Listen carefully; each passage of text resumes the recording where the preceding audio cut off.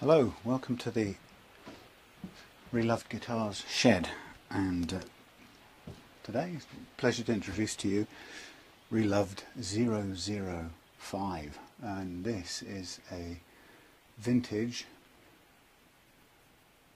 brand, not just vintage old but vintage brand SG, and I picked this up from Faversham in Kent the other day. So just have a quick sort of look up and down. This is a very nice looking cherry red glued on neck SG, and it's made by Vintage, who are the people, the parent company of Vintage is JHS, John Hornby Skews, and these people make the Encore range of guitars, the beginner range that most of you probably had a play of at some time if you haven't owned one. They make the basic Encore range. They also make the Encore Blaster range, which is a more recent upgraded version, and they make the Vintage range of guitars. And Vintage make copies of pretty much all the basic famous guitars of history, including this one, the SG. This is quite an old one. I suspect it's about 10 years old, and I bought it from a couple in Faversham in Kent. I went down there on my train journeys to go and pick up. But just looking at this thing, everything is pretty good on this. It's old, it needs a bit of a clean, it has a couple of, some surface scratches, light scratching. But I don't know if you can see in this light, but it's a nice looking piece of wood. Unless I'm mistaken, I think this is a single piece of mahogany. In fact, I can't see a join. I could be wrong. I don't know everything about wood, but it looks to me like a single piece of mahogany, which, if it is, I'm quite impressed. It's very solid, very heavy guitar. It's quite a bit heavier than my homemade DIY SG. So I've been recently converted to the Vintage range, as if you've watched any of my videos you'll know, and the Vintage that I've had so far, or the one I like that I've got so far, is the Vintage AV6, which is a Stratocaster copy with 3 P90 pickups on it, which is quite an amazing combination. But they also switch into single coil mode as well, using the second tone control.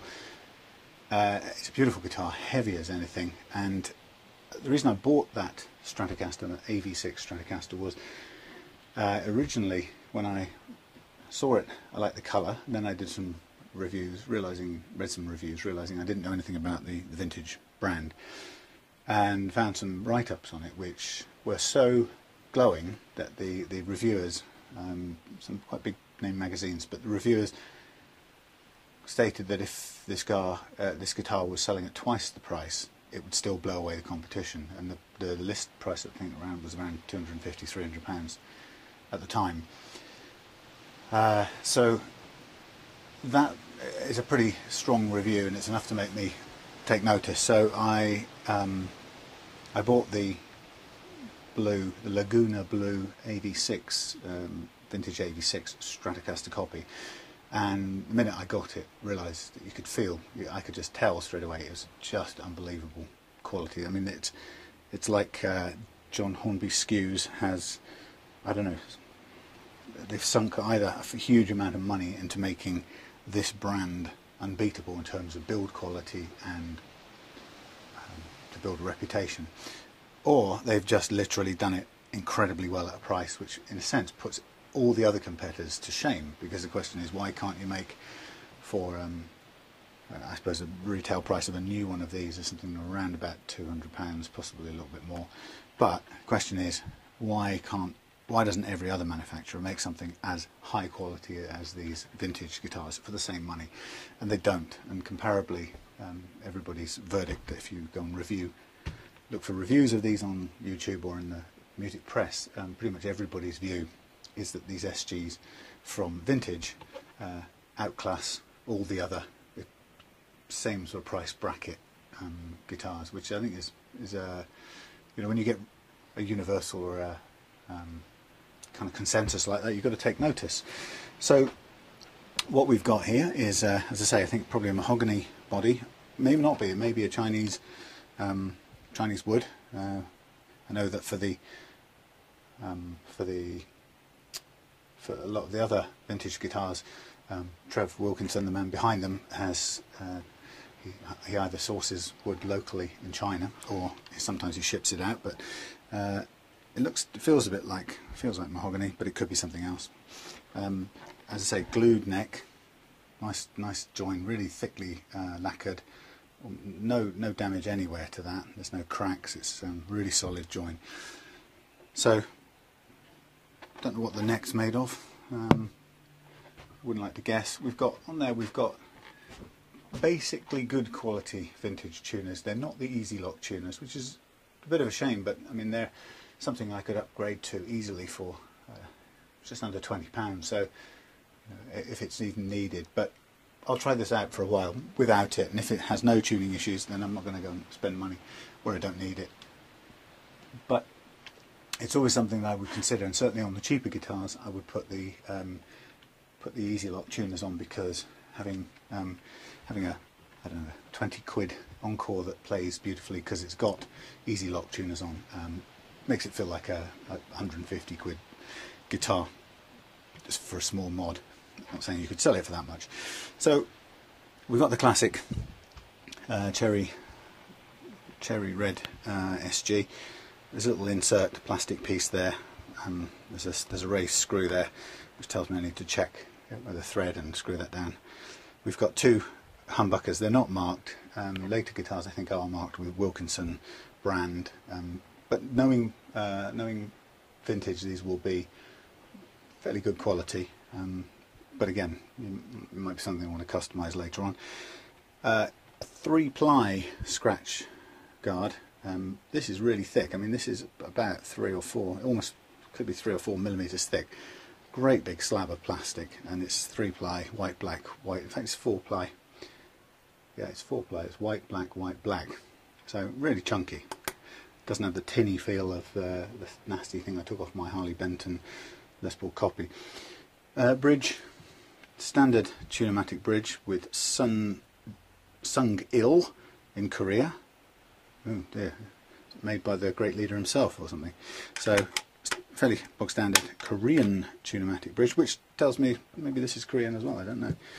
Tunematic bridge, very standard, and a very standard SG or Les Paul tailpiece ready to go back in. So all the necessary bits are there. The only thing missing on this guitar is the pickup selector switch toggle tip. And as I was thinking yesterday when I was searching for another one on eBay, that's got to be the biggest, most cumbersome name for a small plastic part costing less than 90p or whatever. So that's missing, not a problem, doesn't affect the playing. The pickups here have got a bit of chrome erosion, chrome, I don't know what it is, bubbling over the either side of where the strings pass. But again, it's not a big deal, and you know, I'm sure I'm certain it doesn't have any effect on the playing of the guitar, so I'm not going to worry about that. Standard, rather bare-looking jack plug input, guitar jack input. I always think these things on guitars look so unsophisticated. Kind of like almost like an afterthought. It's where the ancient kind of 1940s electronics meets the outside world. And some two volumes and 2 tone pots. Haven't opened it up yet, done anything like that to it. And also, obviously, because I bought it in this condition, I haven't had a chance to play it, but my initial kind of look over it makes me feel very positive that it's going to be a great guitar. Just looking at the neck, there's no obvious issues about bending or warpage or anything like that. It's slightly bowed, as in it's slightly too much, sorry, not enough relief. It hasn't got any bow in it, it's slightly proud. But we can adjust that with the truss rod. Something I did notice this morning, which may or may not be a problem, is that this guitar has been dropped, or something's been dropped on this 1, 2, 3, 4, 5, 6, 7th fret here, and it's been dropped somewhere around about where the B string would sit, or where the B string would pass over. and it's crimped it down, so there's a definite, you can definitely feel it, and if you're bending a string there it would sort of fall into a rut and come out the other side.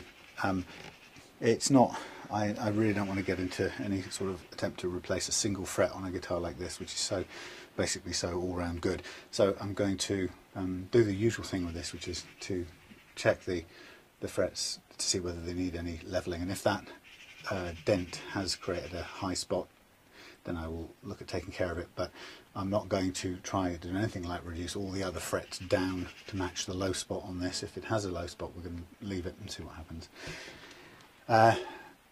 I can see already on here that this has got a lot of absolute filth from the from many years of fingers going up and down it. So probably one of the very first things I'm going to do, apart from just exploring and seeing what's in here, will be to get the really fine wet and dry on here with some water.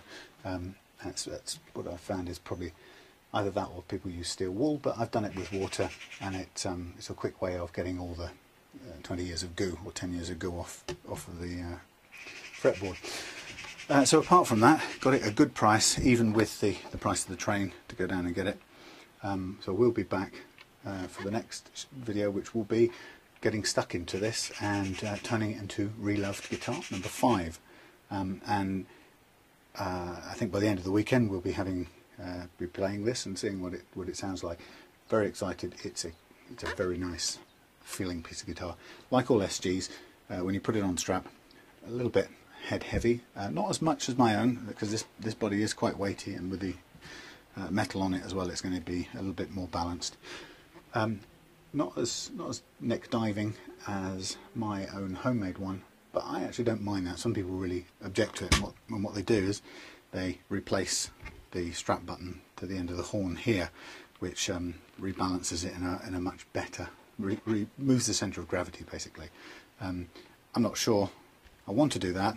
I'm not sure it's critical for me, but it is a nice solid piece of timber, and it's totally feasible to do that on this. I've got no worries. If I had to relocate it, there's more than enough timber here to support the strap thing, whatever it's called, you know, the thing. So okay, that'll be it for now, and see you in the next video where we start taking this baby apart and explore what it's made of.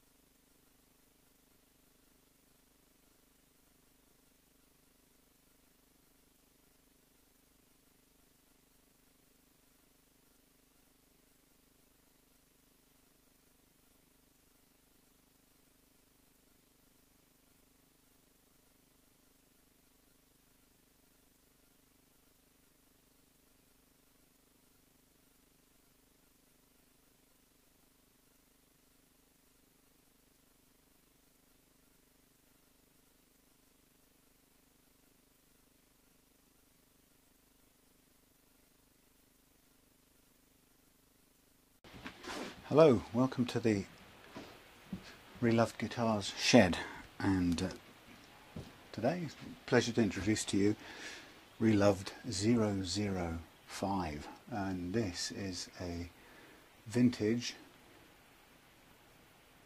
brand, not just vintage old, but vintage brand SG, and I picked this up from Faversham in Kent the other day.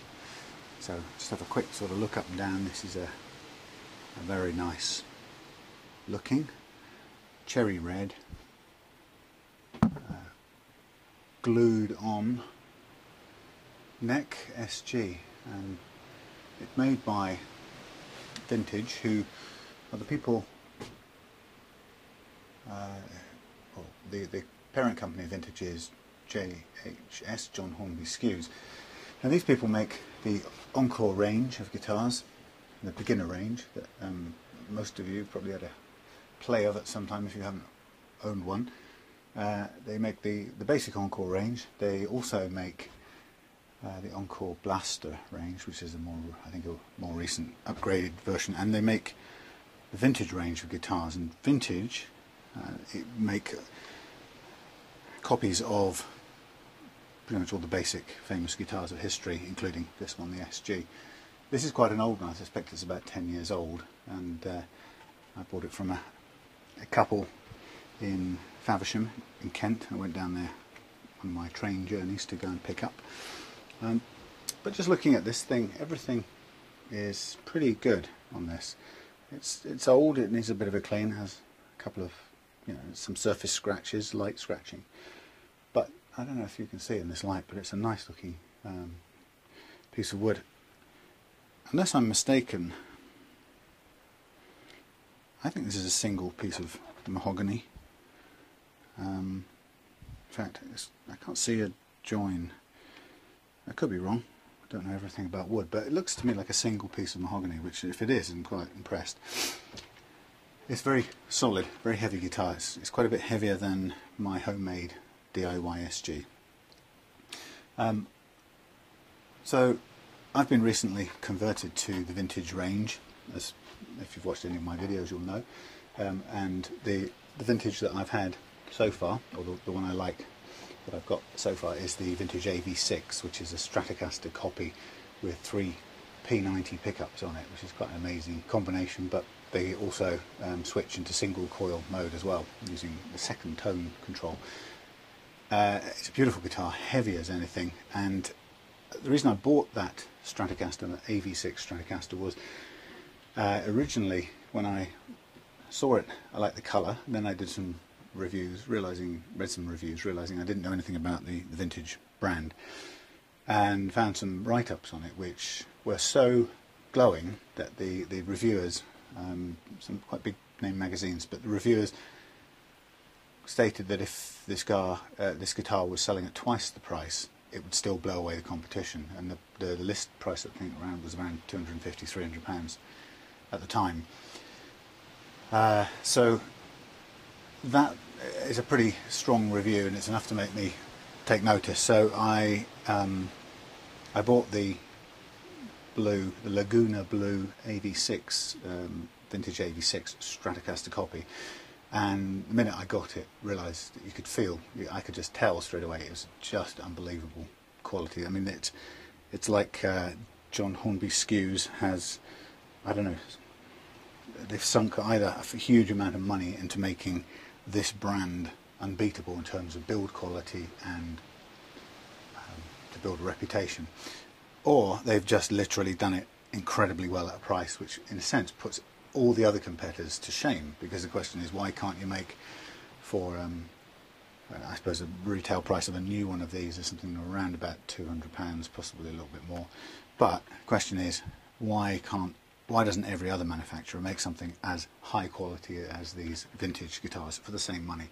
And they don't. And comparably, everybody's verdict, if you go and look for reviews of these on YouTube or in the music press, pretty much everybody's view is that these SGs from Vintage outclass all the other same sort of price bracket guitars, which I think is when you get a Universal or a kind of consensus like that, you've got to take notice. So what we've got here is, as I say, I think probably a mahogany body. Maybe not be. It may be a Chinese wood. I know that for a lot of the other vintage guitars, Trev Wilkinson, the man behind them, has he either sources wood locally in China, or sometimes he ships it out. But it feels like mahogany, but it could be something else. As I say, glued neck, nice join, really thickly lacquered. No damage anywhere to that. There's no cracks. It's really solid join. So, don't know what the neck's made of. Wouldn't like to guess. We've got basically good quality vintage tuners. They're not the Easy Lock tuners, which is a bit of a shame. But I mean, they're something I could upgrade to easily for just under £20. So, if it's even needed, but I'll try this out for a while without it, and if it has no tuning issues, then I'm not going to go and spend money where I don't need it. But it's always something that I would consider, and certainly on the cheaper guitars I would put the Easy Lock tuners on, because having a I don't know, 20 quid Encore that plays beautifully because it's got Easy Lock tuners on makes it feel like a 150 quid guitar just for a small mod. I'm not saying you could sell it for that much. So we've got the classic cherry red SG. There's a little insert plastic piece there. There's a raised screw there, which tells me I need to check with a thread and screw that down. We've got two humbuckers. They're not marked. Later guitars I think are marked with Wilkinson brand, but knowing vintage, these will be fairly good quality. But again, it might be something I want to customise later on. A 3-ply scratch guard. This is really thick. I mean, this is about 3 or 4, almost could be 3 or 4 millimeters thick. Great big slab of plastic, and it's 3-ply, white, black, white. In fact, it's 4-ply. Yeah, it's 4-ply. It's white, black, white, black. So really chunky. Doesn't have the tinny feel of the nasty thing I took off my Harley Benton Les Paul copy. Bridge. Standard Tunematic bridge with Sung Il in Korea. Oh dear, made by the great leader himself or something. So fairly bog standard Korean Tunematic bridge, which tells me maybe this is Korean as well, I don't know. Tunematic bridge, very standard, and a very standard SG or Les Paul tailpiece ready to go back in. So all the necessary bits are there. The only thing missing on this guitar is the pickup selector switch toggle tip, and as I was thinking yesterday when I was searching for another one on eBay, that has got to be the biggest, most cumbersome name for a small plastic part costing less than 90p or whatever. So that's missing, not a problem, doesn't affect the playing. The pickups here have got a bit of chrome erosion, chrome I don't know what it is, bubbling over the either side of where the strings pass, but again, it's not a big deal, and you know, I'm sure I'm certain it doesn't have any effect on the playing of the guitar, so I'm not going to worry about that. Standard, rather bare looking jack plug input, guitar jack input. I always think these things on guitars look so unsophisticated, kind of like almost like an afterthought. Is where the ancient kind of 1940s electronics meets the outside world. And some two volumes and 2 tone pots. Haven't opened it up yet, done anything like that to it. And also, obviously, because I bought it in this condition, I haven't had a chance to play it, but my initial kind of look over it makes me feel very positive that it's going to be a great guitar. Just looking at the neck, there's no obvious issues about bending or warpage or anything like that. It's slightly bowed, as in it's slightly too much, sorry, not enough relief. It hasn't got any bow in it, it's slightly proud. But we can adjust that with the truss rod. Something I did notice this morning, which may or may not be a problem, is that this guitar has been dropped, or something's been dropped on this 1, 2, 3, 4, 5, 6, 7th fret here, and it's been dropped somewhere around about where the B string would sit, or where the B string would pass over. and it's crimped it down, so there's a definite, you can definitely feel it, and if you're bending a string there it would sort of fall into a rut and come out the other side. It's not, I really don't want to get into any sort of attempt to replace a single fret on a guitar like this, which is so basically so all round good. So I'm going to do the usual thing with this, which is to check the frets to see whether they need any levelling, and if that dent has created a high spot, then I will look at taking care of it. But I'm not going to try to do anything like reduce all the other frets down to match the low spot on this. If it has a low spot, we're going to leave it and see what happens. I can see already on here that this has got a lot of absolute filth from the from many years of fingers going up and down it. So probably one of the very first things I'm going to do, apart from just exploring and seeing what's in here, will be to get the really fine wet and dry on here with some water.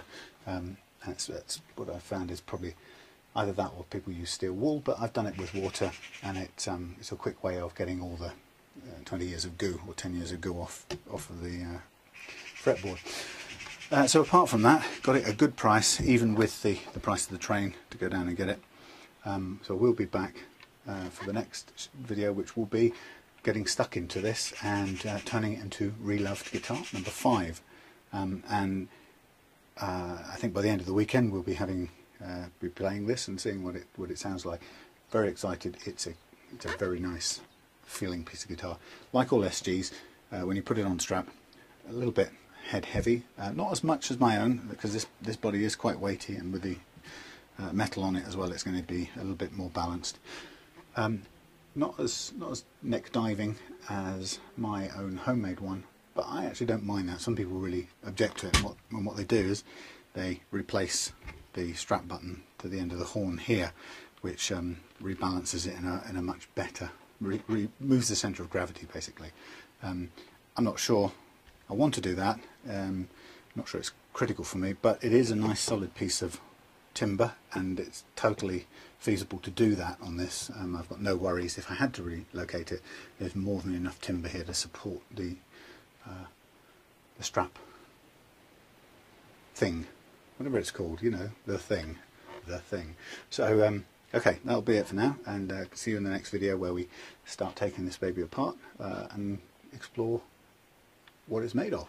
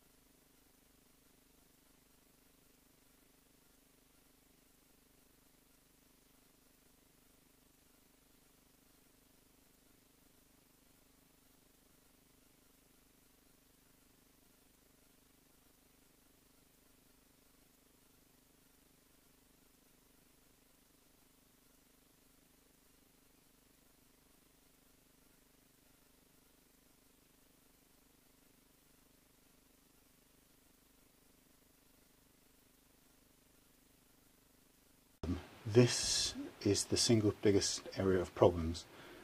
Okay, for example, a little thing, you might just get a guitar from a shop, you buy it, you fret a chord, you play it, and you think, great, plug it into an amp, sounds nice, looks good, I'm going to buy it. If the slots that the strings pass through here on the nut, if they are 0.5 millimetre too shallow, for example, or 1 millimetre too shallow, as is often the case, I found in many guitars, what happens is that when you're pressing on chords down here, you have to press a long way down with quite a lot of force to get the strings to touch on the frets to make the chord play. That extra distance, it doesn't look like anything, you won't see it necessarily, but that extra distance and the force you need makes all of the notes you play, usually open chords, for example, down here, all of them go sharp. So, for example, the experience of that is that you might string this guitar now, you tune it up with your tuner, stretch the strings, get it all nice, tune all the open strings, and it's perfect, sounds beautiful. You start playing a G, a D chord, for example, and you're thinking, oh God, it's not quite right. Not quite right. Something, it's a bit muddy, or it's a bit jarring. There's a little bit. Is it the G that's slightly out? And you tune the G a little bit different, but then you check it on the tuner, and you've now tuned it down. It's flat now on the open G string. You think that's wrong, and then you tune it back up according to the tuner. Play the chord again. Play another chord, and the more experience you have in playing guitar, the easier you'll notice this. But even for a newcomer, the experiences of, you feel that it's something you're doing wrong. The chords just don't sound as great as they do on your favourite album or your favourite band or whatever. And it's often not anything you're doing, it's because a tiny difference in the height of these slots will make considerable difference to the amount of sharpness out of tune that these strings will go when you fret them to play open chords. Simple as that. Now, my experience is that most guitar manufacturers, the budget guitar manufacturers certainly, and even some of the mainstream more expensive ones, don't check this and make it precise. In fact, some of the really expensive ones come with what I would consider way too high or way too shallow slots. So the height of the string going over the first fret is way higher than if you fretted it here with a capo and measured the height of the string going over the new first fret, which is this one here when you've capoed it. That's a good way of telling you. That should be the guide height, that your first string, move down, take the capo off, your first string should be that high off the first fret.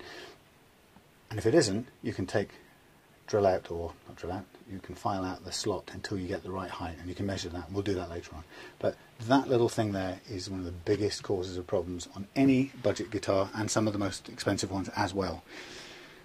Get that right, and it will transform the way the guitar feels. It's has a much greater impact on the way the guitar feels and plays than setting the action down here. That's important, and that's where most guitarists will mess around and make changes. It's here that's the secret. Okay, so we'll get into that in the next video, or actually a bit later on in another one of these in the series. Okay, so here we are, first job in the sequence, clean up this fingerboard, and I've got some water and I think I'm using, what is this, somewhere in the middle of my little pile of things. So, oh no, it's the end. So this is about 2000 grit. Very, very, very, very, very fine. So I'm going to put on my extra special layer of Grandad glasses just to have a look at this up close. And looking up close, I can see that the slots cut into the nut look pretty good. Or they're nicely shaped. But I'm just going to drip some water onto this fretboard, and don't panic.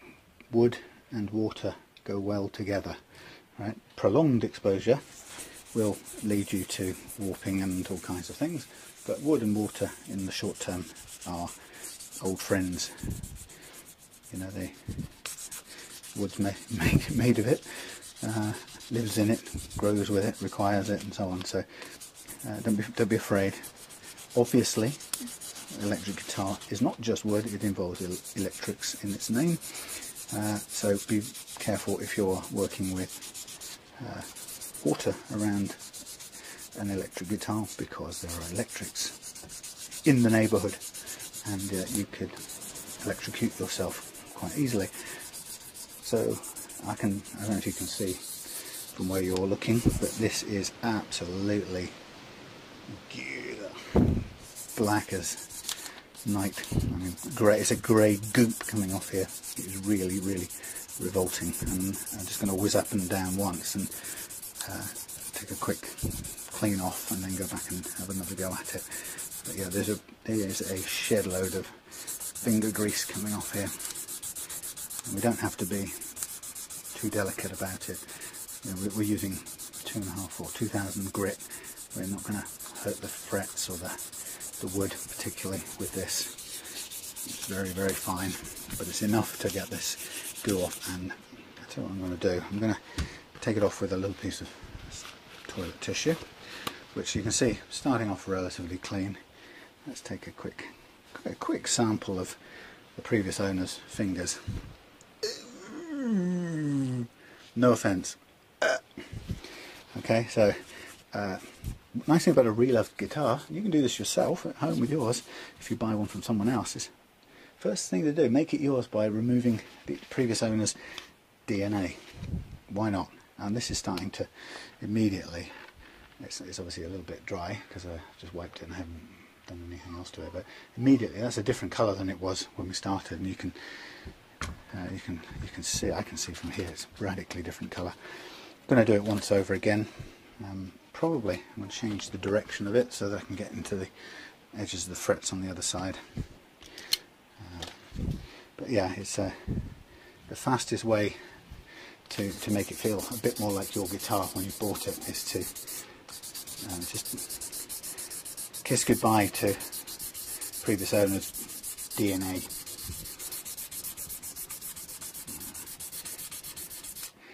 God, it is absolutely filthy.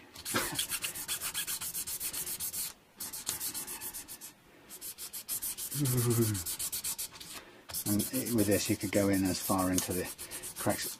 Try not to, I guess you don't want to undermine the frets too much, so try not to dig in below the tang of the fret. Is it the tang? No, the flat edge where it connects with the fretboard.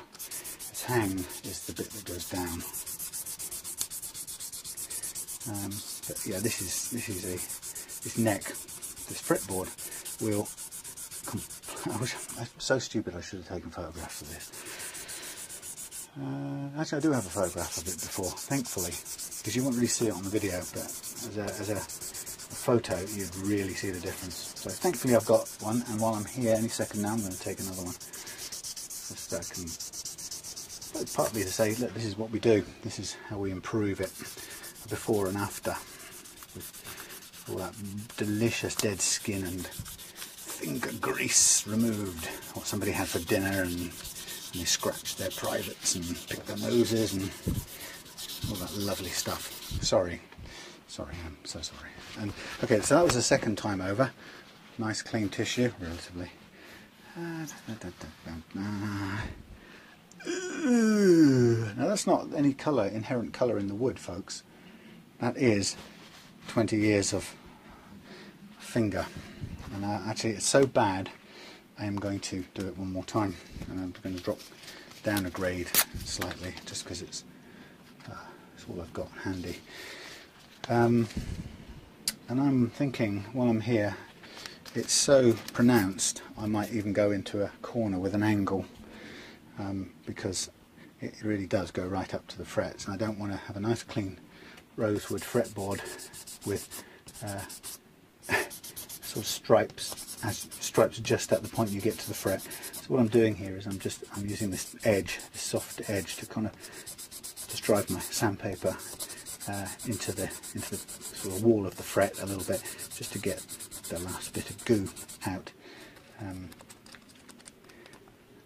Got a big sort of strange fly in here. If you see me jump a mile, that will be why. So yeah, it is just, it's almost unbelievable how much crap is coming out from this fretboard.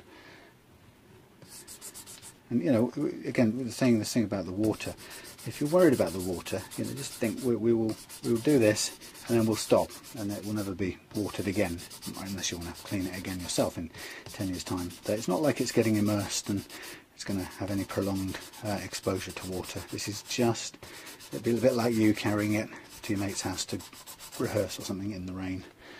No big deal. It'll get a bit wet and then it will dry. Mind you, you don't want to get it a bit wet and then lean it next to the radiator in the front room on a cold winter's night, because those combination of things will end up with some distortion or warping or whatever. But within reason, this thing can handle water. You'll probably drop it in the sea and pull it out and it would be fine. Lordy, this is absolutely a complete change, and I want to get right to the end here because tendency is to sort of stop on the last few frets and go, yeah, it's done. But actually I want all of this, all of the fossil records of the previous owner off here. I think pretty much, again, just to make the point, third time over into the cracks this time, clean. And the last traces of our dear departed friend. So you can see that we could carry on doing this probably a couple more rounds, but to be honest, it's not that bad now. I mean, we are not Howard Hughes. We don't have to wash our hands after every time somebody shakes hands with us, or obsessive compulsive. Well, actually, my partner thinks I am, having so many guitars in the house now, but generally not very obsessive compulsive. So I'm just going over it to make sure I've not left any water kind of seeping into the fret slots or anything like that. As I say, the water doesn't harm it, but you don't want to invite trouble by leaving it just standing water plenty of time to soften up any of the parts of the guitar. That would be just silly. Right, well, I'm going to take a picture of that, because that fretboard is a completely different colour from where we began. Now, some people would insist on oiling that. I have oiled probably most of the guitars that I've got recently. I might just do it once, only as cosmetically, but it doesn't need it. The point being, as you've just seen, that fingerboard will soak up all the oil of your fingers the minute you start playing this. Of course, if you don't play it, you won't have any oil. So while it's not necessary, and I'm with people like Scott Grove who say don't bother going near your fingerboard with oil, it's just silly. I'm going to do it once over for the sake of just kind of taking the dry look off it. So and just to visually bring out the kind of the tones in the wood, actually, because they're very good looking. It's a very nice looking fingerboard. So it's just cosmetic. You don't need to do it. Your fingers have more than enough oil, as you can see, as we've just proved in the last little operation. Okay, and I will just kind of give that a quick once over. So what we've got is the redone fingerboard with a little bit of oil just to kind of bring out the nice colour of the fretboard. And that, folks, is all you have to do with your 1000 to 2000 grit. It's not critical, just nothing heavier than that, nothing lower than that. None of your 300 grits or your 60s, you will ruin the fretboard. But 1000, 1500 to 2000, something in that nature, is gentle enough to allow you to put drip water along the fretboard and take all that goo off. And then if you feel like it, just put a quick wipe over with oil. If you don't feel like it, just when you've finished doing all your setup and restringing it, just play it for half an hour, and then you'll put your natural oils back onto it. So, okay, I took quite a while looking at things, 10 minutes. I'm going to stop, because it'd be nice to do these things in chunks, so I could even label what I've done per video. So that is a simple way to clean your fretboard without massive chemical attack, and to bring out the real beauty of what you've got. And I think you'll admit this is pretty nice, and I'm going to take some still pictures as we speak. If I know where my camera was. Take some still pictures to compare with what I had before. See if I can. Typical. I'm in a workshop, so you can't really see the natural beauty of it. See if I can capture the light better.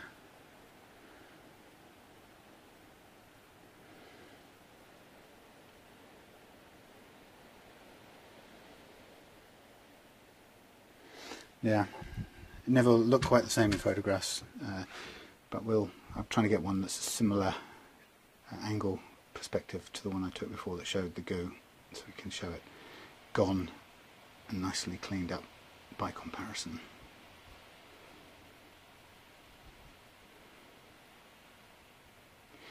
Tricky forcing this iPhone camera to work the way you want it to.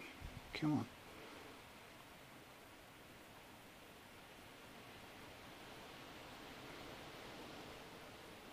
Right, okay, documentary record, but I'm happy with that. Nice looking fingerboard that can now soak up that little bit of oil that I put on it, and be ready for the next stage in the process, which I think will be working with the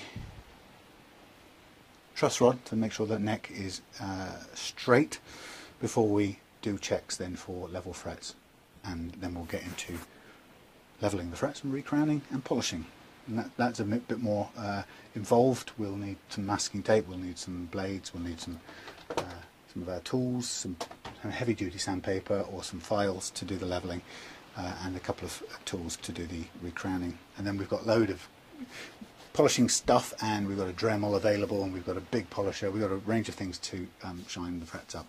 I've also got a kit.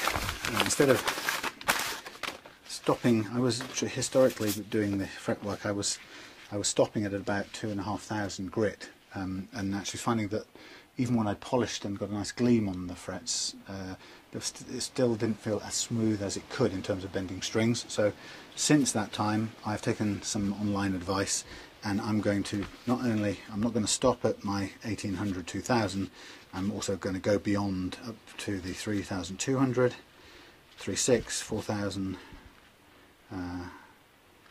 8,000, and eventually 12. Okay, and that hopefully is going to make a real difference to the finish smoothness of these frets. So that'll be a first, and you can join me in that. And I've got a nice rubber block to give myself a nice shape to do it, a bit like the one you just saw me use. So that's going to be something new, and we'll do that in the next stage. Okay, back in a little while.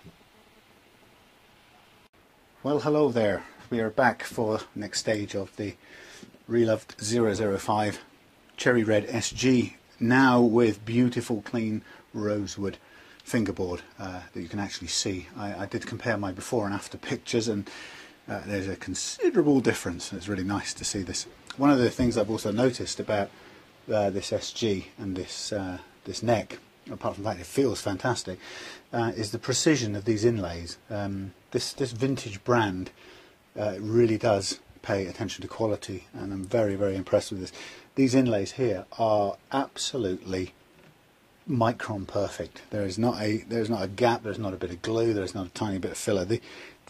However they wrap this and fit these shapes in, they are matched perfectly, which I think is quite impressive. In fact, on all the guitars I've got, this is the best quality, and many of you won't even have heard of vintage, but I'm telling you, this is it's the best kept secret of budget guitars. And I'm at a stage now where both of these guitars, if this plays as well as I think it's going to, both this and my vintage AV6 Strat are guitars that I would have no qualms in playing live with if I played live, which of course I'd hope to do one day before I die. It's a little personal ambition.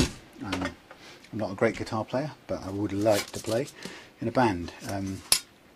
Keep finding excuses throughout life not to, so one of these days. Now, next stage in this, I'm going to check or have a look at the level. We need the neck to be level before we go ahead and you won't see it really very well, but before we go ahead and do any checks on the frets, individual frets, we need to make sure that this neck is set level in terms of the relief. Now you can't see it exactly, but a quick look down this neck tells me at the moment it's bowed in that kind of shape, bridge shaped. So we're going to need to take some relief, we'll put some relief into the neck, which will flatten it out. We don't want it to go into a concave shape yet. Oh look, here's my workman. He's my stepson Thomas. You'll recognise from other videos. So to do this, I'm going to take the trusty Allen key and I'm going to move the truss rod anti-clockwise. Every time I do this I have to look online and double check this because I can never quite remember. So to put some relief into the neck, give it some bend, or take the bowing out of the neck, we need to go anti-clockwise. And I'm just going to, this is always the interesting bit where you don't know what the condition of the truss rod is, so I'm just going to give it a sort of quarter, 45 degree of a full turn, around about that. And I'm going to stop there, and what I'm going to do is I'm going to leave you looking at this, and I'm going to go out and just tip this pile of chippings onto the space outside the shed. Back in a second. Well, visually back in a second, but I'm here in audio. My workman refuses to do the unloading, so I have to do it myself. Yep. Tum-ty-tum-ty-tum-ty-tum-ty-tum.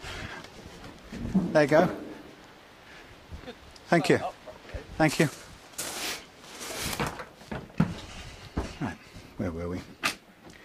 Okay. So the impact of this adjustment should be fairly quick. And actually I'm seeing already that this is almost completely level. On one side it's probably straighter than on the what would be the base side. There's a tiny little bit of kink in it by comparison. And also when you're doing this, remember not to actually support the guitar on the neck, because that will naturally, this is very flexible and it will naturally put a relief into it, so you won't be getting an accurate look. So when you do the check, hold it by the body. Now even doing this, gravity is pulling the neck down, so even looking like this, there is some degree of gravity working on it. And if you really want to get an absolutely accurate view, I guess we're going to need to probably just get it in the nearest to at rest we can get it. This isn't in the same position we'd be playing it, which is technically the correct way, but at least putting it down here like this puts the forces straight down the length of the neck, and it's as near as we'll get to give us a sighting of it. Now that is almost exactly right, but I'm going to take this Allen key out and I'm going to give it another sort of, I guess it would be an eighth of a turn, and stop. And I'm going to let that settle a little bit.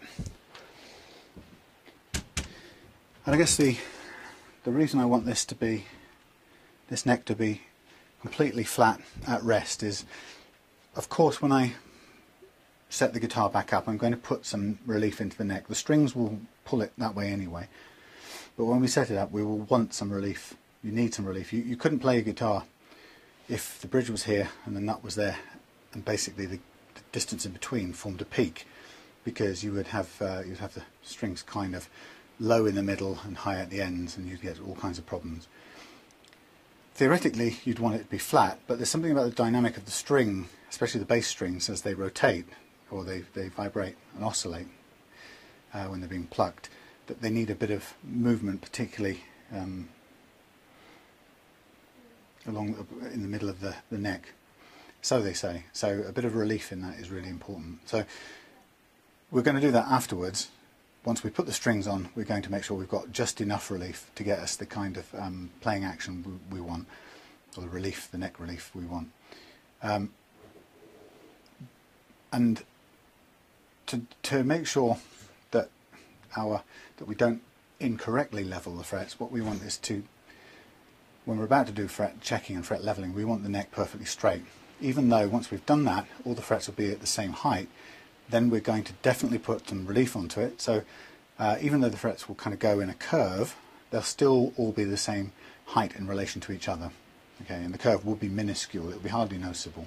But the main thing is to start with the neck level before we do any fret leveling, because if we've got a serious bow concavity or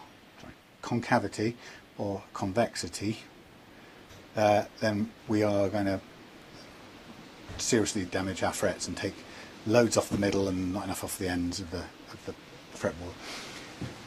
So rule number one is take the time. Don't be afraid of your truss rod. Get your truss rod out, get your Allen key out, and adjust this thing until you're confident that this neck has no relief in it and that it's pretty much straight. And I'm going to bang the guitar against the workbench. I'm going to take that as straight. So the other thing that technically should be noted is that to do any of these kinds of adjustments from here on in, you really technically should be resting the guitar in that position, the position you play it in.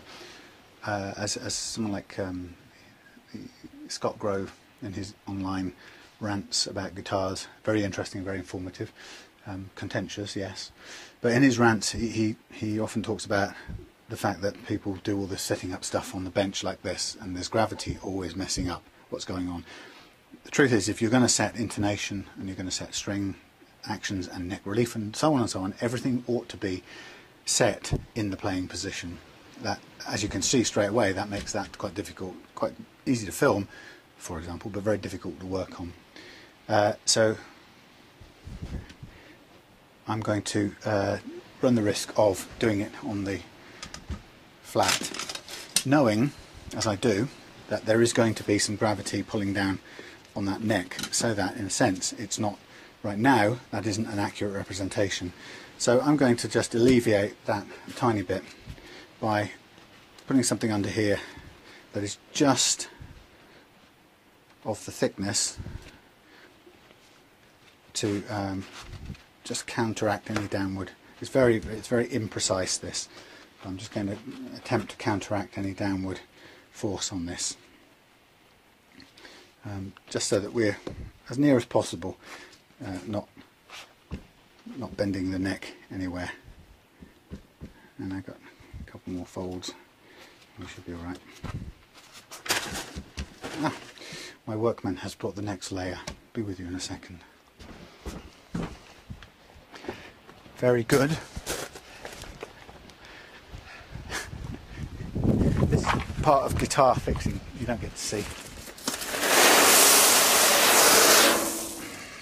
Right.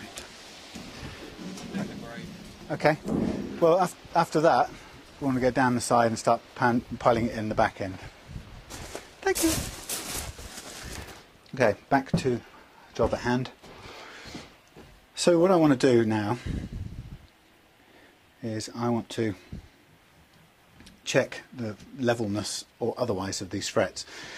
And to do that, as I said in a number of these videos, you don't really need high-tech tools. The guitar shops online and musical instrument guitar parts and all that shops will tell you, well, won't tell you, they'll make a specialist tool for every single job you could possibly do, and that's to be expected. And none of those tools are rip-offs. I mean, they all make the job easier. So if you want an easy life, pay the money, you have a tool that makes the job a lot easier. That's what people pay for, the ease of the thing. But you can do it with some very low-tech things. So for example, to check the levelness of your frets in relation to each other, you ideally need this a piece of steel or metal, this is aluminium actually, with straight edges, very straight edges, and they're cut to a certain kind of length, and the lengths they're cut to allow me to use this tool and anywhere on this neck. And the idea of this tool is you basically you select the edge you need. Right here it's down, it's the longest one for down here, and you cover 3 frets at once, and then you just rock the tool and see if you can rock it backwards and forwards, and you can hear when you can rock it. And what it means is this is now pivoting around the middle fret, and it means that the middle fret is higher. In certain parts of it, the middle fret is actually higher than the frets either side of it. So it tells us that we've got a relative high spot, but it's never all the way across. So what I tend to do is to mark up the frets where we have the high part. Now probably it would have been smarter to have done the masking tape job first, and so I don't make sure I don't get any marker pen onto the fretboard, but I'll just be very careful.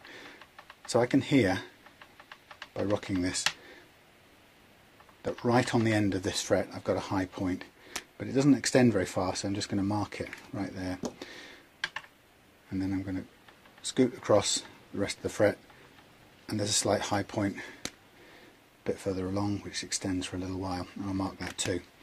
Then we move up to the next fret. So obviously we can't check this one because there's nowhere we can check either. There's only one fret on the other side. So we start with this one, we move on to the next one, and again we can pretty quickly pick up some high spots.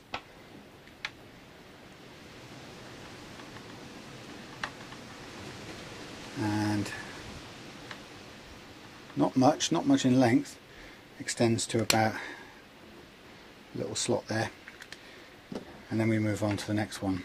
Now that's quite significant, so that means this whole fret here is higher than all the rest, so I'll give that a stripe all the way across, and then we move on to the next one. And in a short while this is going to require that we switch the edges of the tool, otherwise we'll be covering, the frets getting closer together, so we're in danger of covering 4 frets, which means we can't do the rocker test. Okay, this one has a high spot around about here. Oops, I'm going to have to do a little cleaning on the fretboard. Told you I should have done that beforehand. Okay, my fault. So I will go all the way up here with this. I've switched over now the edge to a shorter edge, so I can still cross over 3.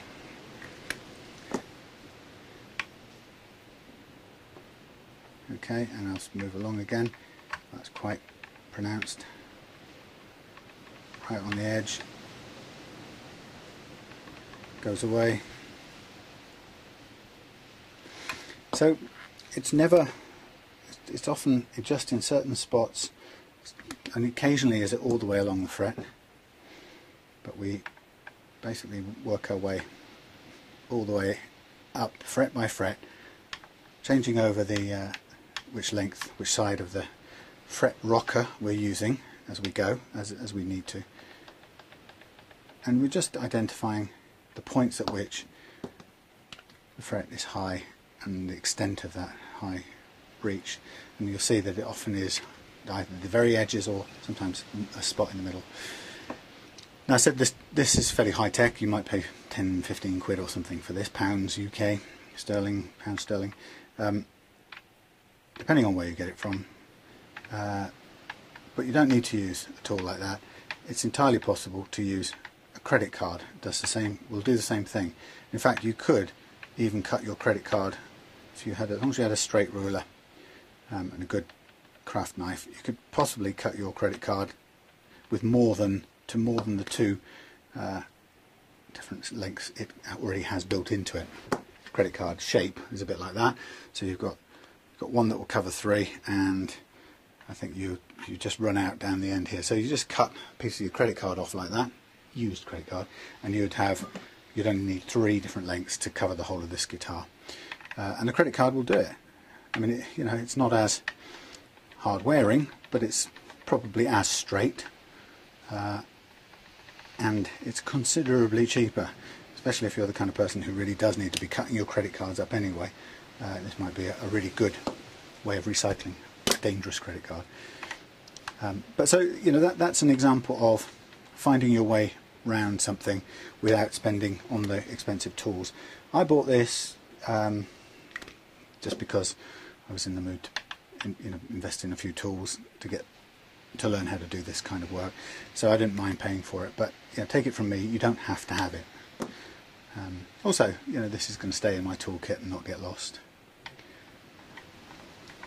So what I'm finding on this guitar is quite a lot of irregularity on these frets, and having talked about quality and rabbited on about how great the vintage quality is, I don't take that back. vintage is a great quality guitar, and I expect this to play, when we've done our setup work on it, I do expect this to play fantastically well. The problem is, and this is probably the sort of slightly shocking bit, is I've been doing this for a few months now. What I found is just about every guitar I've had occasion to check has this fret problem. It's because there's probably no easy mechanical way of checking it at the factory, other than human quality control, and then there's probably no quick way of rectifying it other than either doing a kind of post-manufacture complete scrape of all the frets followed by a redressing. To be honest, that's going to cost the manufacturer so much and cut into their margins so much that they don't do it. It's as simple as that. So even a guitar like this, that I consider extremely high quality in many respects, as you can see by looking at the stripes going up and down this guitar, has significant fret level problems even while this neck is completely straight. Now the downside is, if you don't know anything about this, you are going to have a guitar that you're forced to set the action high on it. That's the consequence of having these high frets. It forces you to put the action high. The good news about it is, if you know what you're doing with this, you can take any and pretty much every guitar that has this problem, and you can do this rectifying work on the frets, and that will then allow you to set the action way lower on this guitar than you ever would have been able to do before. And this applies to all guitars. If you do this work on it, you free yourself up with a lot more room to set the action, and in particular obviously setting it downwards so that it's really silky smooth to play. So a combination of knowing how to do this and knowing how to set the action correctly at the nut makes a phenomenal difference to what's already a very high quality guitar. Okay, Thomas, my workman Thomas, who often helps with this, has brought another load of chippings and is doing the uphill run, which is kind of hard. You might want to bring less next time, because that is a killer to get it around those corners. Okay, I'm going to stop here. Next job will be to mask off this fretboard, ready to do the work on these high spots. Okay, we'll come back to that once I won't bore you with the process of masking it up, and we'll come back to the next slot in a moment. Okay, for some people this might be the most boring job in the world, and for others it might be very calming. A lot of fiddly cutting of bits of masking tape, simply because you won't get a roll of masking tape that does this job. It's perfectly for all the widths of the frets on your guitar, so you are going to have to use a knife and a cutting board and cut your masking tape into strips. Now there are some metal strips you can buy that you kind of move along and just do one fret at a time, and the metal strip moves with you to protect the fretboard. Doesn't work for me if I'm going to use a tool where I need to do lots of frets at once, if I need to do that. So masking up your fretboard is a really, really important job, and it's, you can see I've cut the video to do away with most of the boring bit for you, but you can see that I've been painstakingly going up the neck and making sure that I've got every part of the wood on the fretboard covered off. You don't want the tape coming up the side of the metal fret. You need that piece to be clear, because you've got to work on that as well once you've done the fret leveling. So this is just about making sure that the wood of the fretboard is perfectly protected. And if you're tempted to skimp on this, you will regret it, because what's going to happen at some point in this next this is a very critical operation next. You can, you know, if you don't do this right, this next bit, you can ruin your frets and you can ruin your fretboard, and pretty much your dreams of, or my dreams of playing this guitar later on today, or whenever we get around to it, could just go up in smoke, basically, because I was in too much of a hurry to do this kind of work properly. So take your time, make sure every bit of your fretboard is properly masked off, and go the extra mile, don't rush. Okay, and if you don't get the fretboard covered, or if, for example, you're working on it as we go further into this and a bit of the masking tape comes off and exposes the fretboard, stop what you're doing and go through and do it again, or cover it up. Don't just be tempted to carry on with, it might be at the point where you're polishing it with a Dremel, for example, as I might do in a minute when I've finished. Stop, don't skimp, go and put an extra layer of masking tape on, even if it means you have to stop and cut your cutting board out and your knife and all that stuff. Take the time to make sure it's protected, and then at the end you will be able to enjoy your wonderful shiny new leveled frets and your beautiful new action that comes from it, and you won't have screwed up your beautiful rosewood fretboard at the same time. There's no point making one wonderful and ruining the other. So just as a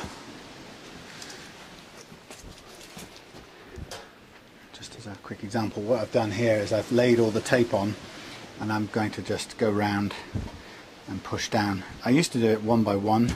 It's probably quicker to do it this way, and just then go across it like this and shove all the loose bits around the back, and you're making sure it grips on. Now this will give you a sticky back of the neck, guitar neck that is, when you come to take it all off, and your temptation when you come to take it all off, because you'll have just polished your frets and you'll be dying to see how good it all looks, there'll be frustration because you have to unpick all of this stuff off the back. Okay, now leaving some of those bits up like that, hopefully it will make it easier, but again, you'll be in a real hurry to see your wonderful work, or see the fruits of your wonderful work, but you're going to have to be patient when it comes to unveiling your work, because to do otherwise means you'll cut corners and make mistakes. So the first thing I'm going to do is I'm just going to remark on the frets where I know I put my marks. That's because possibly in handling I might have rubbed some of them off, and I'm just going to go over and make sure that I've got everything I knew that was high marked up again. And I'm using permanent marker, and there's a reason for this, because you're going to, permanent marker is a bit too easy to rub off with accidental brushing it with a file or something, and you need to know what it is you're actually trying to take off. So what I do as well is I get another marker, maybe a thinner one or whatever, and I put a mark alongside that on the masking tape, so I know exactly where this high spot is. And the reason I do it on the paper as well is because the way we're going to do this is, as soon as we start leveling these high points, the whole purpose is that we're going to take off, we'll know we've taken off the high point because we'll scrape away the bit with the permanent marker on it. Okay, so if we do that, then we'll no longer know exactly where we've been, and we need to know where we've been, because once we've lowered the fret and cleared the problem, we then need to reshape or reprofile or recrown the fret. And having this double marking, I worked out, was my way of, even once I've lowered the fret and done away with the permanent marker sitting on the metal, because that will scrape away, I still have then on the paper, on the masking tape, I have a clear indication of where I need to concentrate when I am reprofiling each fret, heading towards finishing the job. Okay, so there is my vintage SG neck, masked up with clear markings for where there's high frets. Now this is going to tell me where to start working on the frets, and every time I do any lowering, I'm going to recheck and make sure I think I've got rid, or check that I've got rid of the problem. So before we go any further, I've got a decision to make at this point. And the decision here comes down to, I've got two methods I could do to level. Personally, I've got two. There are others, but I've got two methods, and one is medium tech, not even high tech. It's medium tech, and the other one's low tech. So the low tech method is to use some quite high grit sandpaper, something like 320, and a block. Okay, and that together is enough with a couple of scrapes to reduce pretty much all of the problems on here. So the question is it worth my while using this low-tech method and attacking each of these problems individually, or have I got so many on here that actually I might as well go ahead and use a medium tech, a slightly more heavy-handed method of doing all of them at once? And that's got to be I guess there's a couple of things that come into the decision there. One is it's your call.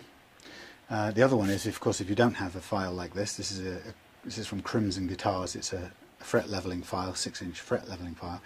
If you don't have a file like this, you don't have that option, so you may well be stuck with the low-tech method. Now, the beauty is the low-tech method, it works perfectly well. It just might take you a little bit longer because you'll be doing each one by hand.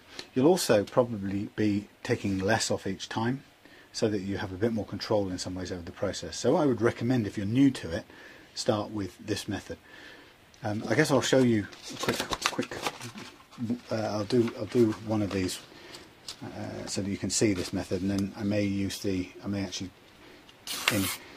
use the other file actually to do this, to do the rest of it, because there are so many. I can clearly see there are so many areas on here that do need addressing, so we might as well take them all off in one go.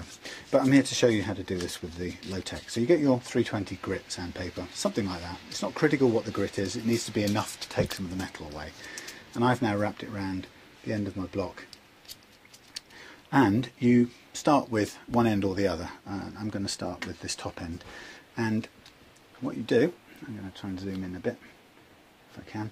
You go to the place where your first marked high spot is, and I probably would have wanted to support my neck again at this point, just stop the thing moving around.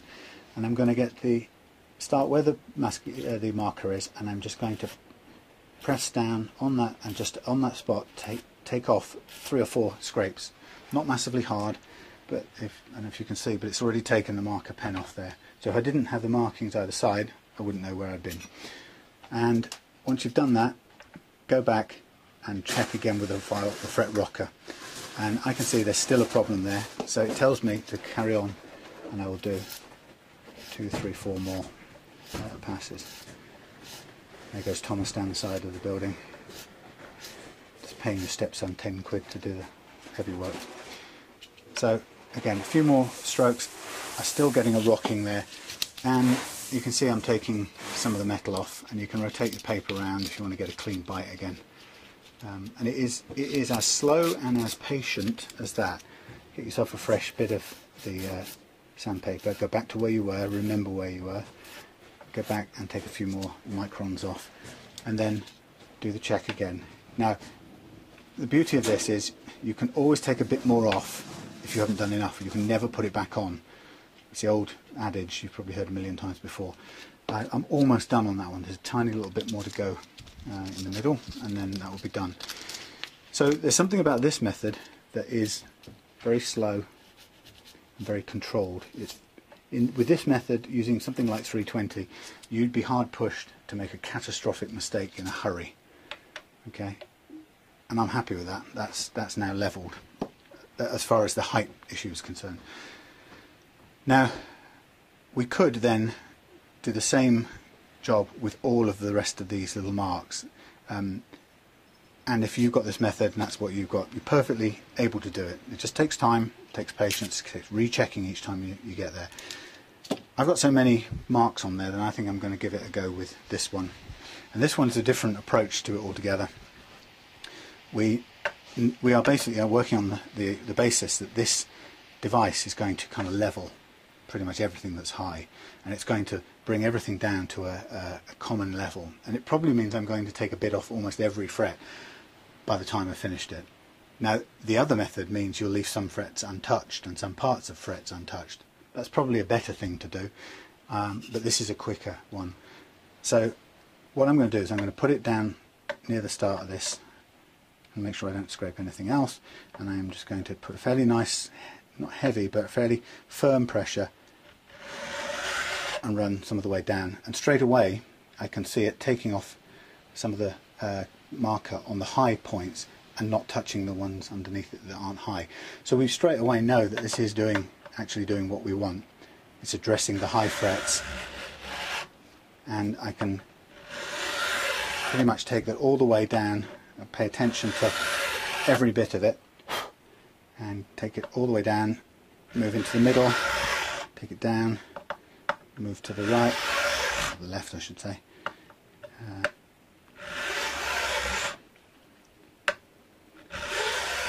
left again, and all the way. Now you can see that that is a pretty radical way of doing it, and I can see that the cut this makes on the high spots, actually it's really accurate. You won't be able to see very close. It's a shame. I'm going to get my phone and take a close-up picture if I can. There's something really affirming about the way that file works, because it takes off exactly what you marked as high. I'm going to try and capture that just to make a point elsewhere. So it sort of tells you that you were right in your assessment of what was high, because you can see absolutely it takes off metal everywhere there's this black mark, and that tells you you've used it right.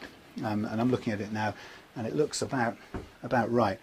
The question is, do I need to take any more off, is answered by doing some more checks with this. So I go back to these areas and I still see there's a bit of room there. Now it might be that on some of these I just use the low-tech version just to tidy up some of these, or if I've still got quite a bit of play left to do, I could identify where I'll just do a bit of a scrape with this again. And I think, for example, it's in the middle of this fret, and actually I can see it because I haven't taken that bit of the marker off. So I'll just go down there, taken a few bites out of a few, but it solved that problem. So I'll just double check all the other points. Again, a little tiny bit there where I can, again, even if I'm honest, I can see that it hasn't taken that bit of marker pen anyway, so that would alone tell me I haven't quite touched that bit. And I stopped. I didn't go all the way down there because I was just really dealing with one problem area there. And now what I thought were problems now are turning out to be, check fret by fret, is taking care of them. That's good. There's a little bit left over there, tiny bit in the middle of this one, and this was almost a full length fret, so it's a little bit there, and I'm just going to put it right in the middle there. And again, still a bit left, so I'm going to mark this and deal with this one just by hand there. Add just a little bit of weight to what we've just done with the fret file, and just check, go through and check. Okay, now the reason I'm getting some rocking there is I was falling into the gap, so I need to move up move to the next side, next length. Okay, so the nice thing about this file is that you can see that it's done all those black marked parts of the frets pretty quickly. It's quite unforgiving, so that if you're not, there's going to be a first time you do this if you buy one of those tools, and you just have to shut your eyes and, no, don't shut your eyes, but you have to take a deep breath and go for it. There's no simple way around. You're going to have a go once, and it's going to be the first time. But once you do it and you realise, if the same rule applies with this: light, not too heavy. Don't bash into it. Level, firm and equal all the way across, and it will do the work of taking off the high ones, and by definition it will leave the lower ones alone, because they're not being, it's not touching them, it's riding over the top of them.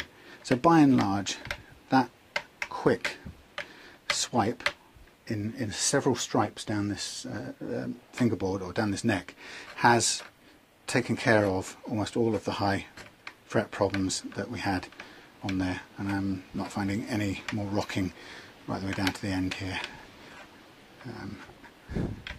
Okay, that's really good. I'm happy with that. So that's the leveling done in one fell swoop. So the point about this is 25-30 quid, buy yourself one of these. It's that quick, but you have to be careful. The other point is you don't have to buy it. You can do it all with this just as accurately. It just takes longer, okay? But if you're nervous, taking longer is better, so it might be a much better way of recommending you do it. Only fraction of distance left to adjust on it, and if there is, we'll use it up. Otherwise, I might just leave it. Certainly not going to take the whole bridge apart. And really, sorry about that noise. It really is at the stops on that one. I'm not going to get any more adjustment out of it. But it's not too bad. Now, given the way that these bridges step back normally when they're intonated, we should have this one should be intonated properly. The next one.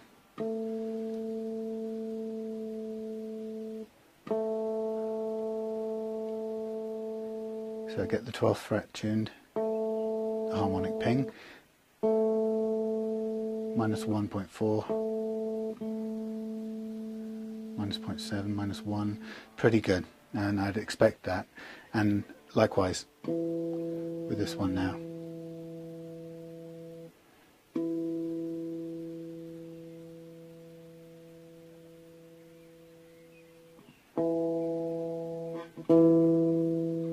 Minus 0.2, pretty close.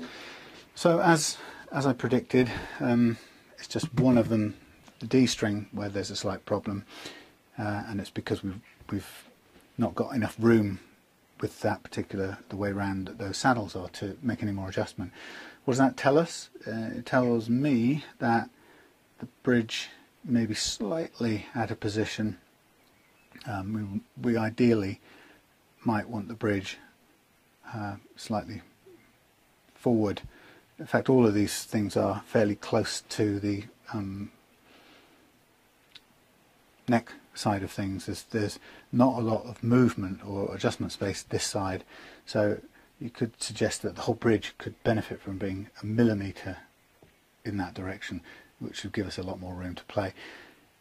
So the only string that's at all out on intonation on this guitar now is the D string, and while it's not really a problem, I certainly wouldn't take the even if I wanted to be precise, I wouldn't take the bridge off now. Doing so means you'd have to get the strings slackened off, which weakens them and everything. Take the strings off, move them all off to one side, take the bridge off, take it all apart, clean up all the bits and put them all, reverse or reverse these three and put them back on.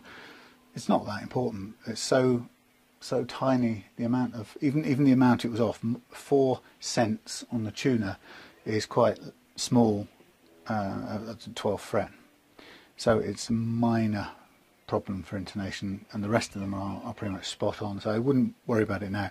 However, I would kind of reserve it mentally for a job when the time comes to change all these strings again, because you might as well take it apart and set these things the opposite way around, and that will just give you a little bit more precision to adjust that D next time you do it, and it gives you a chance to clean it all up and get the goo and crap out of there. So yeah, so it's a job for down the line, but as it stands then, this guitar is now formally, officially intonated, and what that means is we can play anywhere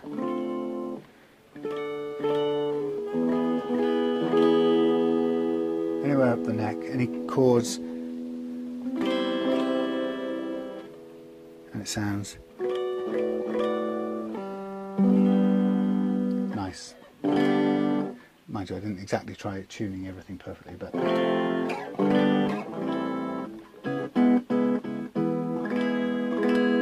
if we were to tune it perfectly in this playing position, of course, let's get the turn the tuner, right. So the reason why this is now slightly flat is because it doesn't have gravity bending the neck backwards in the same way as it did a minute ago.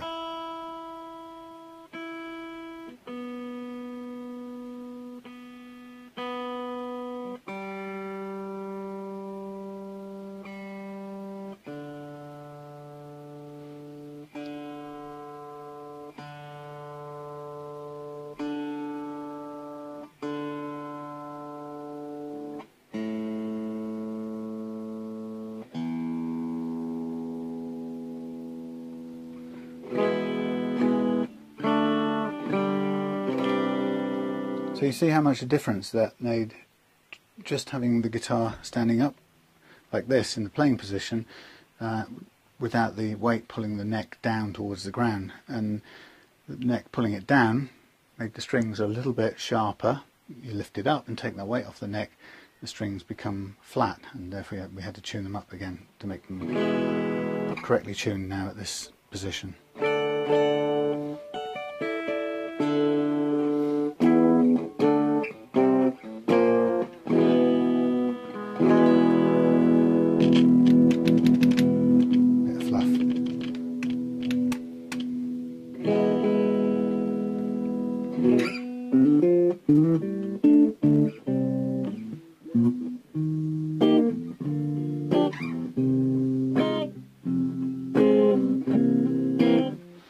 Nice sounds.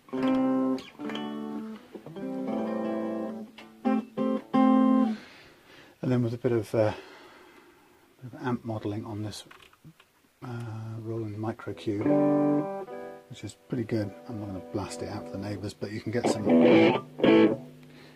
good sounding.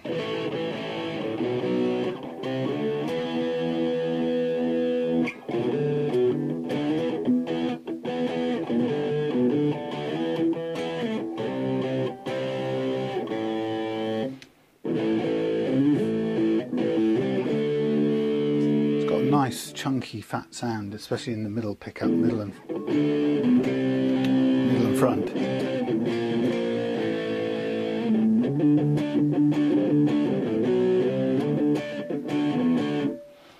Well, there you go. That's the vintage SV6, I think it's called. This is quite an old version. The newer ones I think have the old Clousson style tuners, but this is an older version. Still needs a bit of a clean. I haven't done it all over, but essentially everything about this is in pretty good nick. A couple of slight limitations, as I mentioned earlier on. First of all, the bridge is set as low as it can go, and there isn't any more adjustment room, and there's still what I would consider a bit more play I'd like to have on the action here, which is a shame, because having levelled all the frets and done all that hard work to polish them and get them perfectly level, this neck would certainly allow for a bit more lowering without any buzzing, choking notes. So I've done all that work to be able to have that low in action, and the limitations of the construction of this guitar mean that I can't take the bridge any lower at all without possibly taking it off and drilling out those holes and sinking the posts a bit further into the holes, and that's quite a drastic thing. As it happens, the action isn't so high at all that it's unbearable, and I'm not going to mess with that. Similarly, there's the position of the bridge is itself slightly off, only a tiny bit, but it just means that we can't fully intonate this D string, and the only way we'd be able to do that is to take it apart and reverse those bottom three, as I mentioned before. But apart from that, for £60 via eBay, this is a really nice guitar, and I really enjoyed playing it yesterday for 2 or 3 hours, even with the slight cock-up that I made on the nut, which will be replaced when I get a new one. But it reaffirms my take on the vintage range. If you've seen any of the other videos, I've probably talked about vintage range, but I think they're an absolutely fantastic quality build of guitar. Whoever even described them as a budget range, in a way the only thing budget about them, stupidly, is the price. Even new, this model is something like £200. I think you can get it at Thomann UK for about 203, 4 £100. For a new SG with the quality, I think, for me, I've not played an SG Gibson, but I can't see how you could improve on the quality of this, other than it being set up perfectly out of the factory or from the shop. But once this is set up now, the way this is, there's absolutely nothing at all wrong with this. This is flawless. The balance is nice. It's got great sounding pickups, and plays really well. Really enjoyable to play. So £60, incredibly well spent, and I recommend wholeheartedly you look out for one of these, because so far 2 out of 2 that I bought on the vintage front have been spectacularly good guitars, and guitars that no way am I going to sell. I'm going to keep this one and the other vintage, and there's a real danger that I'm going to end up with a house chock-a-block full of vintage guitars, as if that was some sort of problem. It's a luxury problem, I think. So hope that's been useful. Hope it's useful if this guitar ever does come up for sale, then you'll see what's been done to it to make it play nicely.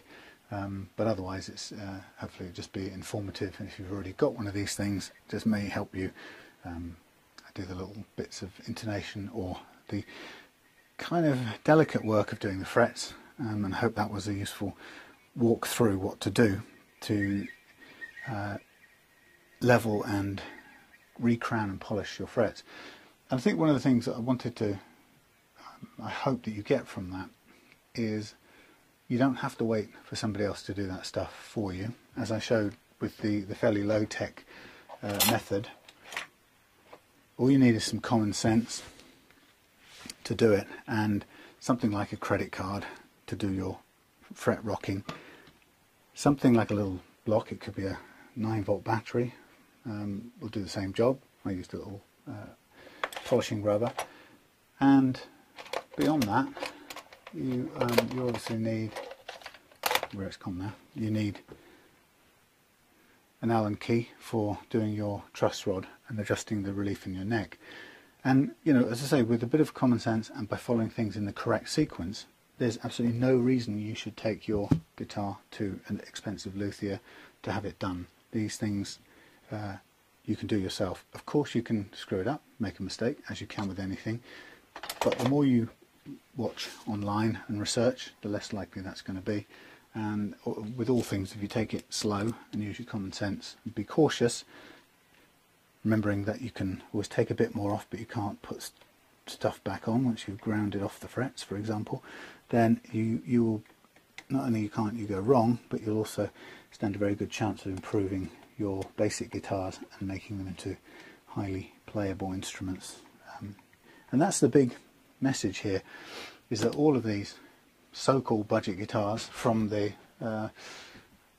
Squire Strats that I've been doing, also up to the so-called budget vintage guitars like this, I don't think there's anything better that a Gibson SG could offer above this. If you want to pay £900 for a Gibson SG, or £500–600, be my guest.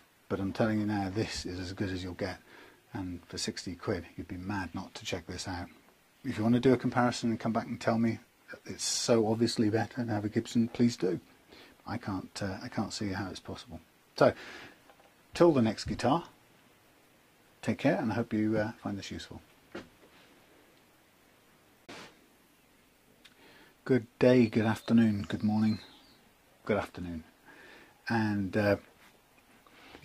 okay, picking this up where we left off, this should be the last video of the series for the vintage SV6, I think it's called, SG guitar. And since the last video, I managed to do exactly what I had warned against doing, which was to overcut the slots on the nut in pursuit of the perfect action. And part of the problem with that was that my little tool that I was singing the praises of in the last video also came off and broke, and ended up scratching the headstock a little bit. So I think with a combination of trying to do this without the very good tool, I ended up digging down too far, and I think I failed to heed my own warnings. Anyway, the bottom line is that I had to take off this nut, and I was going to replace it with another one, which I have, but actually I ended up putting a little shim underneath it instead, and gluing it back in and filing it down a little bit. So it also prompted me to order a couple more off the internet, and I got a couple of graphite nuts, semi kind of expensive ones, about £4 each, and got a couple of those coming in the post. So they should be there somewhere around in the next couple of days. But meantime, this thing now plays pretty well. I spent a good couple of hours last night playing this, and made it very grubby again, but really giving it a bit of a road test, and really enjoyed it, and it's every bit as good a guitar as it promised to be. So there's a bit of cosmetic scratch removal that I need to do over time, and it's actually, I'm kind of loath to do it because generally it's in really good condition, the bodywork, or the paint or the lacquer, very rich lustrous cherry red. So having sorted the nut out, it's not the prettiest thing in the world, but it will do till I put a different one on. Having sorted the nut out, I'm now in a position to do the last bit, which is setting the intonation of each string. And to do this, we're going to need the guitar plugged into an amp, and we're going to need the chromatic tuner somewhere where you can see it. And let's make sure I've got a bit of room to do this, because you want to be able to see the effect of the tuning. Now, again, the thing about this is you wouldn't really want to do this. Technically, you shouldn't do this with the guitar lying down, because the neck, gravity is working on the neck, and it's causing it to what's the word, bow slightly. So it's not entirely accurate if you do it lying down. The best way to do it would be to do it in the normal playing position, probably something like this. It is possible to do it like this. It just means we have to do all the adjustments with it in this position, which is a bit tricky. So for the sake of this, I'm going to do it lying down, and it will do it well enough, but if you want to do it absolutely precisely, remember to do it, or learn to do it in the standing position. It's a small difference, but it, you know, if you want that absolute perfection, do it the right way. Okay, so here's the story of the intonation. I'm just trying to think where I can put the guitar, the amp, where you can see the tuner. I'm going to put the amp up here underneath the camera, so you probably won't see the amp, but I'm hoping that by doing so you will have a bit of a look, a better look at the tuner. So I'm close enough to the amp to make it show up. Okay, so hopefully you can see that tuner visible. Right. Okay, so the secret of doing this is you're going to do one string at a time. Now, remember the order of this. To set your intonation, obviously you have to have your strings, your new strings on. Once you put your new strings on, the next thing you do is set the relief in the neck correctly, which we've done. Once you've done that, you set the action of both the nut and the bridge. And by doing that, you set the playing action that you're happy with. And then the final thing in all of that sequence now is to set the intonation. And the intonation is, what you're doing when you're setting the intonation is you are setting an individual length for each of these strings, and you do that, that's possible by moving this little adjustable bridge saddle backwards and forwards. Now, why do you set an individual length for each string? Why do you mess around with a length of a string at all? And that's because you have to find the precise length of string for which this neck and the careful mathematical progression of frets works. Now it's built to a notional scale length, right? But there are tiny irregularities about where the drill put the hole for the bridge post, for example, and there'll be fractions of an inch or hundreds of thousandths of an inch out. And what you get a chance to do by tweaking these little bridge saddles is you get to set that length perfectly to match the progression of the frets on this neck. Once you've done that, if you do that, what it means is that everywhere you fret the string will be a perfect subdivision of the length of the string suitable for this neck, and it means that every single note that you fret will be in tune. If this string isn't the right length for this neck in position, what you'll find is that fretting notes will go sharp or flat as you go further up, or as you play along the fretboard.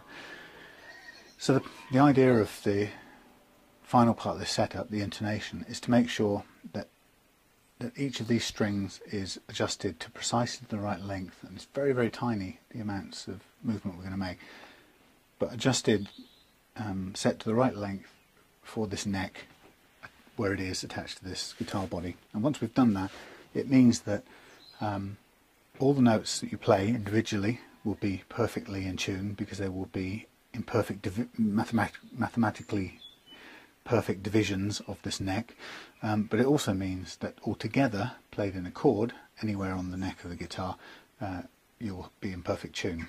And that means that, for example, if you were to fret a D, once it's in tune down here, perfect intonation means you can play another D 12 frets higher and it will still be in perfect tune. If it wasn't intonated correctly, you'd find playing a chord up here would be slightly out of tune, whereas it sounded good down here. Now I'm feeling this is going to be fairly close to begin with, because the previous owner, I think, has probably done it, or done something towards it. Now, okay, so just a quick recap. What we've got here, we've got a bridge with the bridge saddles individually set, and on each bridge saddle there is a screw that, when we adjust it, moves the saddle backwards and forwards in its little slot, and that's how we adjust the length of the string, by moving this saddle backwards or forwards. It's a bit hard to get to, so we have to be very careful. I actually probably don't have the right, not the best screwdriver, just about can do it. Sometimes in the past on other guitars, I was going to say this one, when I had a Tune-o-matic bridge on this one, in fact I have got an adjustment on this one, it's a roller bridge, but you can see on this one I've got the screws facing the back end of the guitar. It doesn't really matter, it just gives me more access with a screwdriver. You can do it either way, both work. There's no particularly correct way of doing it. And in this case, the bridge seemed to go on naturally this way. It had previously been put on this way around, so I left it where it was, and I'm going to now see if I can get to these screws easily. What I might do, just to help me along the way, is before I start, I might just take the wind down the bridge pickup a little bit. See if I can just tuck it out of the way a bit further. Just screwing it further down. This is what these little screws are for. Let you set it further into the pickup housing, and that's kind of gives me a little bit more room to play with. And I'll bring it back up afterwards to where it was. So here's what we do. If you've seen any of the other videos, I've done the same job each time I do a guitar, so you already know. But if this is the first one, then it'll be new. Okay, so we're going to start with one string at a time. We'll start with the top E. Make sure we've got reasonable volume for this tuner to pick up on. Okay, so what we want to do is we want to ping a harmonic on the 12th fret. And you'll see that I'm also damping all the other strings as well, because I only want this one string to ring out. And then what I'm going to do is I'm going to tune the guitar to make that 12th fret harmonic in tune.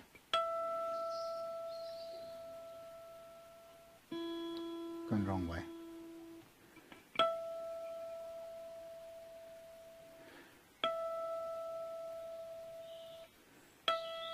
Close, right? Now, once you've tuned that that string, so that the harmonic on the 12th fret is perfectly in tune. Your tuner shows that. The test now is if you fret it on the 12th fret, if it's perfectly intonated, it will be exactly the same note, only an octave higher, and you'll see on your chromatic tuner that it will be steady.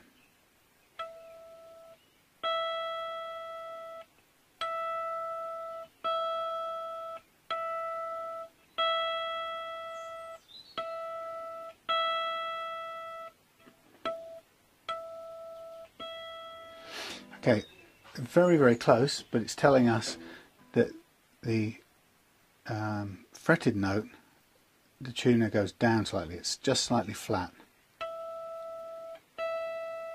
See that? That's on or slightly sharp,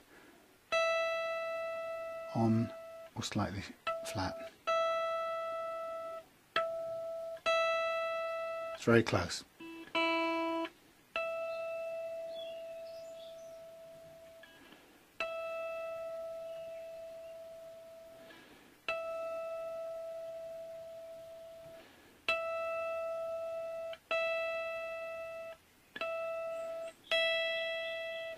That's so small a difference, it's hardly worth tweaking.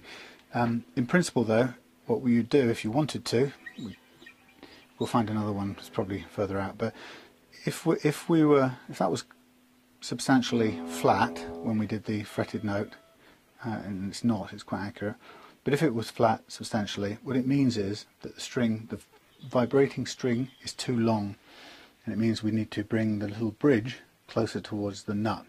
And we do that with a couple of tweaks on the screw, but this one's so close, it's almost, I wouldn't mess with that. Next one.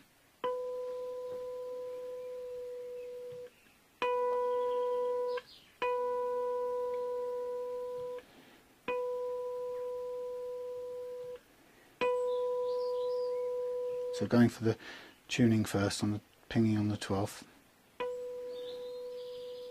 Close.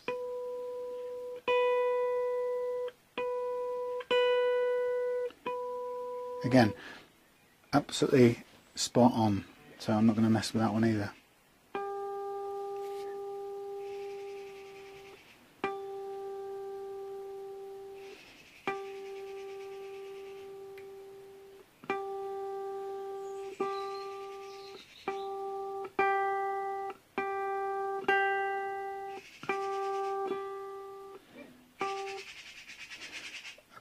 Magpies patrolling outside. 1 second. Ah, okay, that's what it is. That's magpies attacking my cat. Again, pretty much spot on. So what I can tell from this is that not only have I got the bridge on the right way around that it was originally, it's also been intonated somewhere along the line, which is great. Saves me trouble.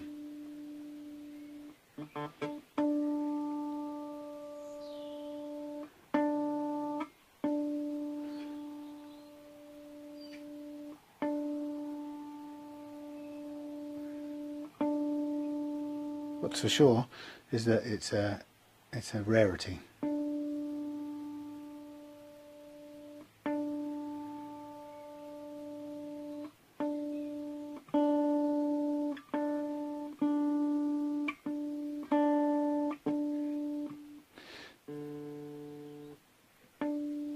The vast majority of guitars that you'll buy second hand will not be correctly intonated.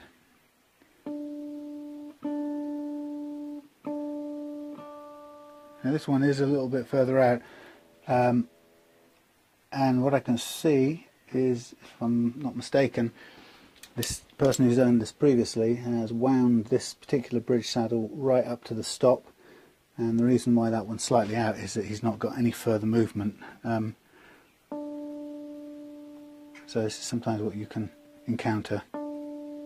I'd like to shorten that string a little bit, because that's showing us that the D string is slightly fractionally too long for this neck, which is why it's registering as slightly flat when we fret it on the 12th fret.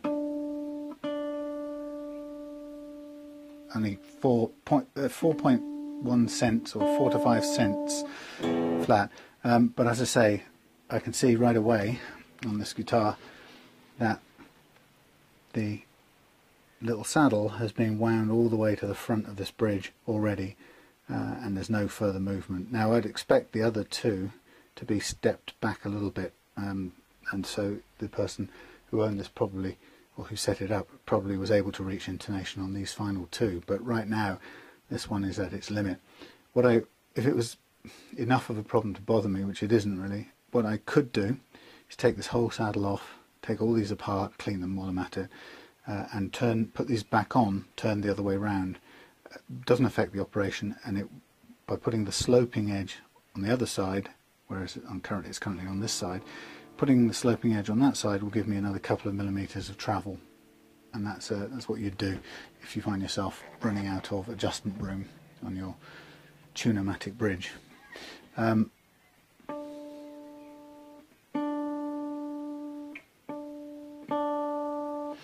It's so close, I'm going to give it a turn, see if there is even really worth doing. I'm going to now stop the recording while I go through and recut the slots of all the other 5, and then I'll come back to you after that, just to then do the final 2 jobs on this guitar, which is set the individual intonation for each string using the individual adjustments on the bridge here, and the final touch would be to add the smallest part on this guitar probably, but with the biggest, most stupid name, the pickup selector toggle switch tip, which is, given that there are only 2 kinds you could get for this kind of guitar, I got the wrong size, but I'm going to put it in place with a tiny bit of glue. It just needs a little touch of glue to keep it on. Okay, see you in a minute. Yeah, I haven't used yet. I've even got some instructions pinned to the wall, but I literally haven't worked that out. I just need to do it by hand. So I think at the moment this is I've got a metric one and an imperial one. What I've discovered that 20.2 is this 2 millimeters? No, it's 0.2 of a mil. I couldn't quite understand what these darn things are anyway.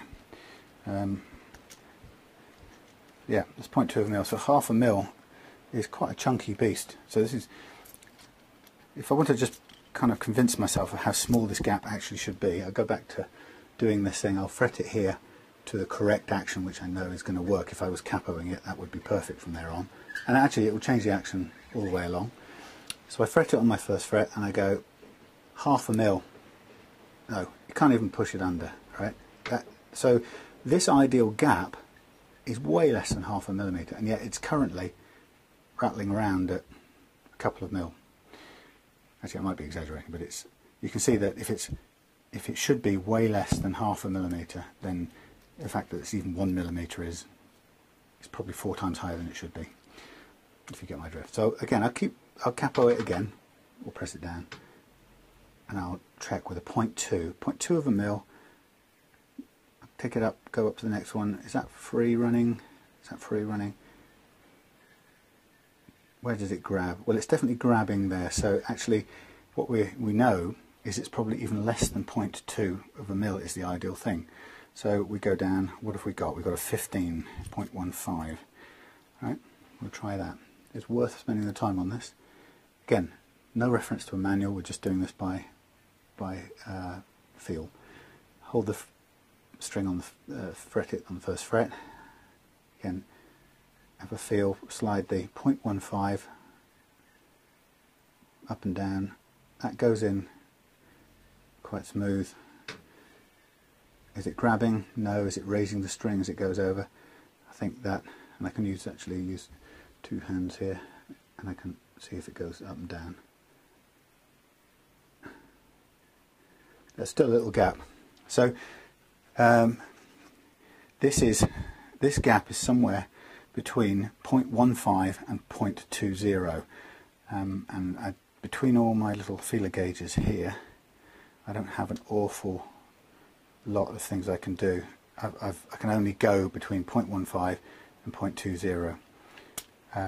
So to be on the safe side, if we set it to 0.20 rather than 0.15, which we know is a bit too low, 0.20 is a bit too high and gives us a bit of leeway. We know that if we go 0.20, it's still going to feel better. So we make this one 0.20. It's going to be better than it currently is.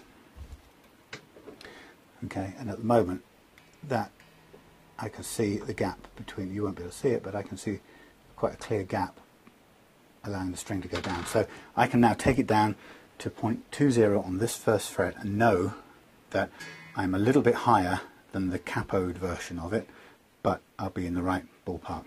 And so this is what we do. Keep our 0.20 handy. Drink our coffee without sugar. Now, we need the thing, broadly speaking, in tension, but we'll do one string at a time. So we'll start with the bass string here, and we just slack it off and roll it off to the side. I'm going to use my close-up spectacles. And we've got here something I mentioned to you before.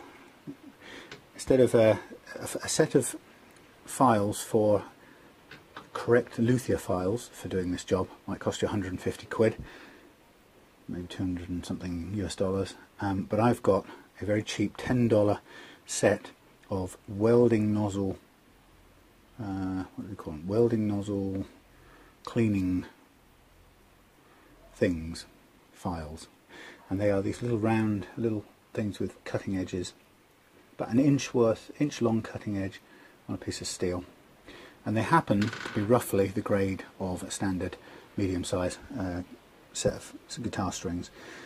Well, I'm just going to check. I'll take the thickest one and I'll see how it relates to our first guitar string slot, and that's perfect.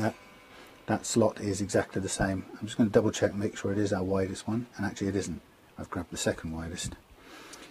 So I take the first widest one, and that fits very snugly actually. Okay, so this is the tool I'm going to use now to take down this slot. I'm just diving straight into it and wearing down that slot with this file, and then I'm going to be cautious, drop the string back in,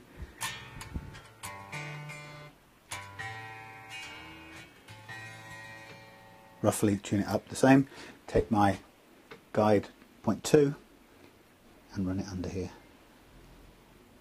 and I can see there's still loads of room to push down to reach that 0.2.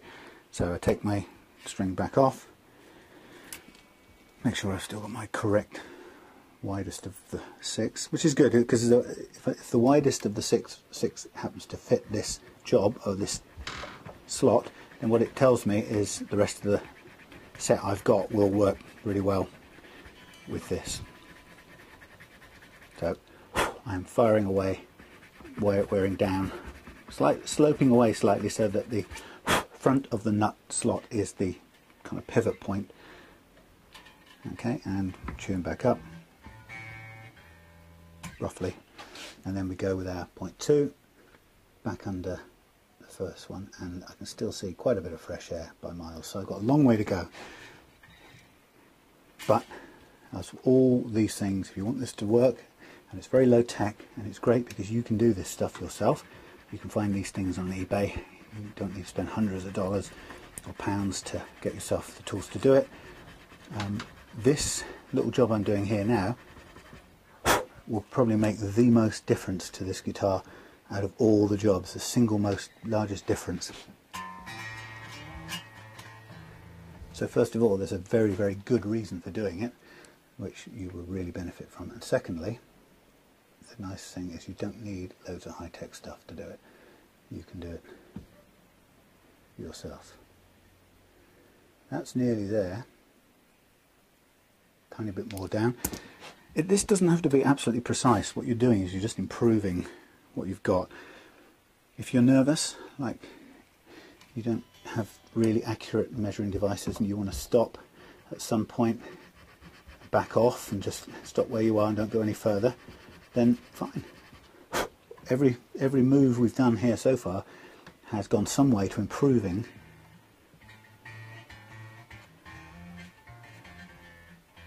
gone some way to improving the playability of this guitar, because the less I have to push this string down, the easier it will be to play, and the less out of tune it's going to be fretting chords here. So, you know, I've been careful not to overdo it, but I've improved it. I can see the difference between the gap on this E string and the gap on the A string is about half now what the A string is, and that will mean that the E string is easier to play and stays in tune as you fret your way up the neck. So again, just be patient and careful. Press the gauge onto the fret and press down with the string, and you'll see a little bit of movement if the string has got still some fresh air between the feeler gauge and the fret. It means there's a bit of room to go. Take a bit more off. Right? And as long as you do it slowly, you can't go wrong. Take a bit more off. You go back and check. And once you've done this first one, what's good?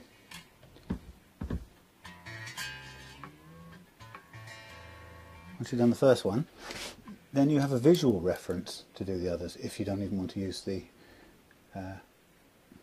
feeler gauge. And remember, you don't have to have a feeler gauge as long as you find something that is as thick as the gap between your capoed first fret, and if you can find something, whether it's a business card or a piece of cardboard or something in your house, plectrum, that just happens to work. And if it doesn't fit that gap, if you find a business card fits the second gap, you know what you do? You go business card, second fret, right? And you make your measurement from that. Is it low enough now? Fretted, second fret. Open, second fret. You just use. You don't even have to have the right thing. You just find something. If it's a chunk of plastic that, when this is fretted, it's perfectly just starts to touch here, you know that is the width on that fret. Take that off, take the capo off, then you're looking for that same width on one fret back. It doesn't even have to have numbers on it like these things do. So it's nice that the guitar will tell you what it needs to set it up correctly. We're almost there with this one as far as I'm going to go. I'm going to do one more little white stripe with this.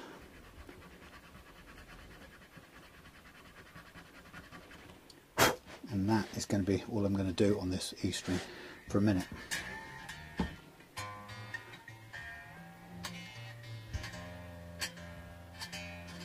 Now, I could show you something here.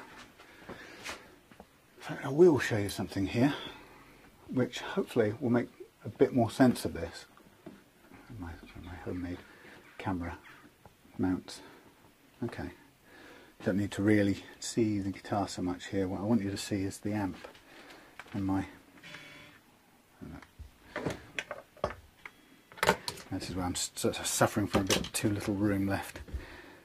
So what I'm going to do is going to try not to spill my coffee over my nice new guitar.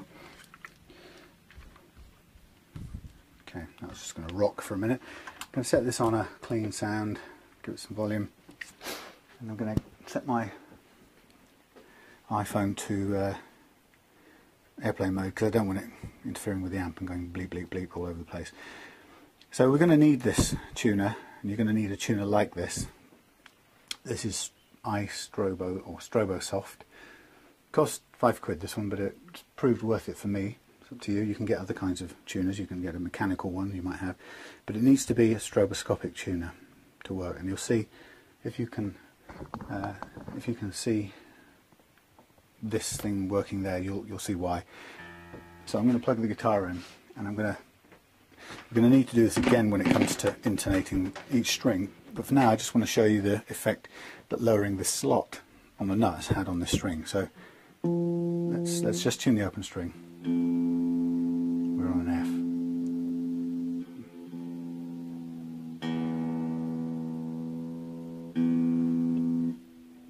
Take the reverb and everything off. We just need a clean sound as possible, really. So that's high, sharp.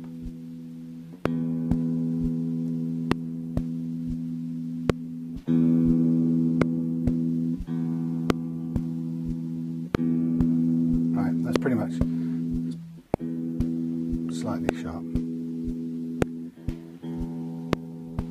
Close. Of course it picks up any voice as well, so you have to be quiet when you're using it, but you can see why this is important for this job, but also intonating the guitar afterwards. So first point here is we've got an open E,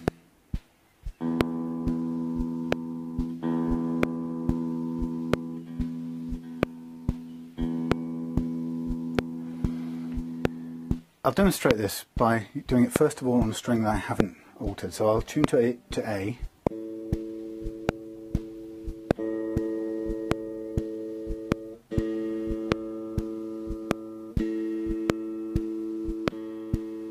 Broadly speaking, that's in tune. Now this is the A string with too big a gap off the nut on the first fret. Haven't done anything to it, so that first note should be a B when I fret it. So what we got, A. Can you see that? See how sharp that is? I'll tune that again to make sure it's exact.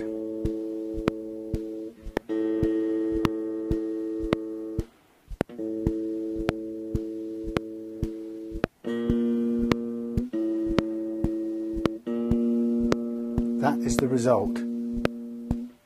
You're seeing it. That is the result of a millimetre or so, or even half a millimetre's too big a gap between that string and the first fret. That means the nut slot is too shallow, and you're having to push down and make the string go sharp. Now that is exactly what it looked like on the E string. It would have been an E followed by an F that was too sharp. Here we have an E. Still slightly sharp, but not as much. And actually what we can do is, if we want to, we can go a little bit more on that E string, but the point about it is it's gone quite a bit of the way towards taking some of that sharpness out of it. See that?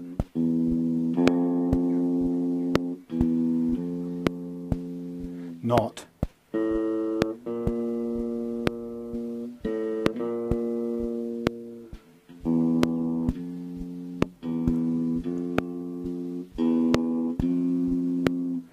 as sharp. So it's also telling us that we have a bit more room we could take out if we're going to be absolutely precise. We know that because we settled for, we know that the gap was about 0.175. We've only got a 0.2 or a 0.15, and we wanted somewhere in between. So what it tells us is we can do it for this and go a tiny turn lower. So I'll do that. Now I know that we've got to 0.2. I'll take a tiny bit more off to make it somewhere between 0.2 and 0.175. Now, point here is if you overdo this, you will either be looking for a new nut,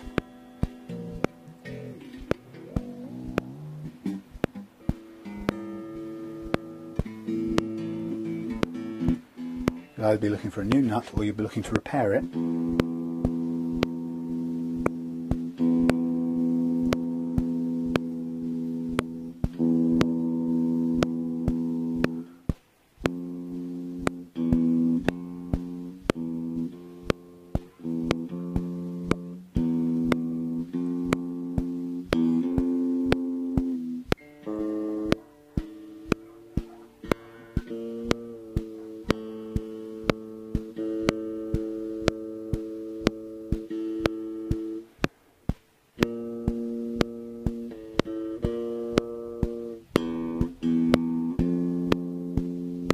Okay, so we're pretty much spot on with that on that E. So the real benefit in this is that as I said, to reiterate, the action becomes a lot easier. That's the first benefit, and the second one is that your tuning, your intonation becomes more accurate. Altogether, it'll improve the feel of the thing and the sound of the thing. So, welcome to the next day, and here we are with our restrung vintage SG copy, I suppose we have to call it, and it's had a good old play of it indoors. I haven't really played it much through an amp, but I've been giving it a going over just to feel the action. And it's got a nice feel to it. Lovely solid guitar, strings sustain nicely. A couple of things that I've noticed already that we'll need to look at today as we move towards completing the setup. The first one is what I noticed when I put it back together again yesterday, is that the action on this guitar is already, how shall I put it, even set at its lowest, with the bridge at its lowest down position, this action is still what I would call a tiny bit too high for my liking. So the annoying thing is, with the bridge set right down at its lowest, with plenty of upwards movement but no downwards movement, this action is probably a little bit too high for my liking. So that means I've got no option to go further down, which is a bit annoying, because having done all this nice work to level all these frets to give us that room to take the action even lower than you might normally get on a guitar that hasn't been set up this way, we don't actually have it because the bridge has no further downward movement. And on a Strat guitar or a bolt-on neck guitar, what you could do to overcome that is you could put a shim between the neck and the body where the joint is, and you could raise the neck out of the pocket slightly, which means then you then would raise the bridge up to meet that, and you would give yourself a bit of leeway. But this is a glued neck, so we don't have any option to do it. So I'm at the moment stuck with that as the lowest possible action I can get. Now, whose fault is it? Well, it's a fault of the design of the guitar. The combination of this glued set neck and this bridge together can't ever go any lower than that. There's nothing I can do to make it go lower. Now, as it happens, I'm not too upset, because it is quite a playable action compared to most of the guitars I've played in my life. It's actually a nice action. There's nothing at all wrong with it. It's not too high. I would be miffed if I felt it was too high, because we would have nowhere to go. And actually what I would be then having to look to do is to sink these posts in deeper than they're already in. They're in the correct setting. They've been drilled out, dropped in with a little bit of the metal proud of the surface. It may be that to make this work the way I want it, to give me the room to make all the adjustments I want, I might have to re-drill those holes slightly and sink them slightly lower to give me room to drop this whole arrangement further down. As it is, I'm not going to go that far just yet. What I might do in future is I may look for another bridge which allows me to, well, a thinner bridge which hasn't got quite as much height in it by default, and then we may have a bit more adjustment room. But right now it's not too bad. What I have noticed since stringing this guitar, and picked up on the point that I made yesterday, and is now proving to be something that happens consistently, and as I said, it's a universal problem, and I think I might have found 1 out of about 20 guitars happen to come right, set right, but as I predicted, the nut is not correctly set. So first of all, in terms of limitations, it's a plastic nut, which is not so bad, but it would be better to be something like a Tusk nut that you could buy separately, which has its own sort of built-in lubrication. Having said that, it looks a fairly okay quality plastic nut, but there's always the option to replace it. But its problem is that the slots for the strings are not deep enough, which means, if you can see it, I'll try and set it up so you can see it. If you look on the gap between, let's say, the E string here, the fat string, the gap between that and the first fret is about 1.5 millimeters, something like that. And to fret that string, see what I'm doing, to fret that string, I have to press down a fair bit. Now that causes the string to go slightly sharp when you fret a chord. And actually what it means is that any of the chords in this first part of the neck tend to be slightly sharp. Whichever strings you're pressing down tend to go slightly sharper than you want. So in reality, you tune this to a perfect E, which is meant to be. When you fret it, it's meant to be an F, and that should be an F. It shouldn't be slightly flat or slightly sharp. But because this slot isn't deep enough, the string is so high that you have to push down with quite a bit of force, and it's sort of pushing down to reach the fret, to fret the F, for example, that makes it go slightly sharper than F. And that is common with just about every guitar I've come across, and it makes a substantial difference, not only to how it plays, as I mentioned before. When we take these slots down to the right height, this will play like butter or something. It will just feel perfect. It will feel like you hardly have to touch it to fret a chord. So it will change the way it feels, but also it'll change the way the notes actually play, so that none of these notes, when you're fretting them in open chords, will any longer be sharp the way they were. And that slight sharpness, most of the time it sounds okay, but it adds a slight I can't think of the right word for it. It's slightly disharmonic or something. It's slightly out of tune. The higher that is and the further you have to squeeze, the more out of tune it will be and the messier the chords sound. And such that some guitars you may only have maybe 2 millimeters or 1.5 millimeters difference in correct depth here, and actually the whole thing just stands unplayable at open chords. You tune it perfectly with open strings, but you just cannot seem to live with. You fret the D, and this one, the G, sounds out of tune. You think, well, it's perfectly in tune open, and that's caused by the incorrect slot depth on these nuts. It's such a mouthful. There's got to be another way of describing it. Anyway, so that's what I've discovered. We've got to do a bit of work on that. Can't do any more work on the action here. Once we've done the work on this, and then we've arrived at the basic action we're going to live with, then we do the intonation, which is string by string. And once we've done that, we'll pretty much be ready to go, and I'll put that trem cover back on here.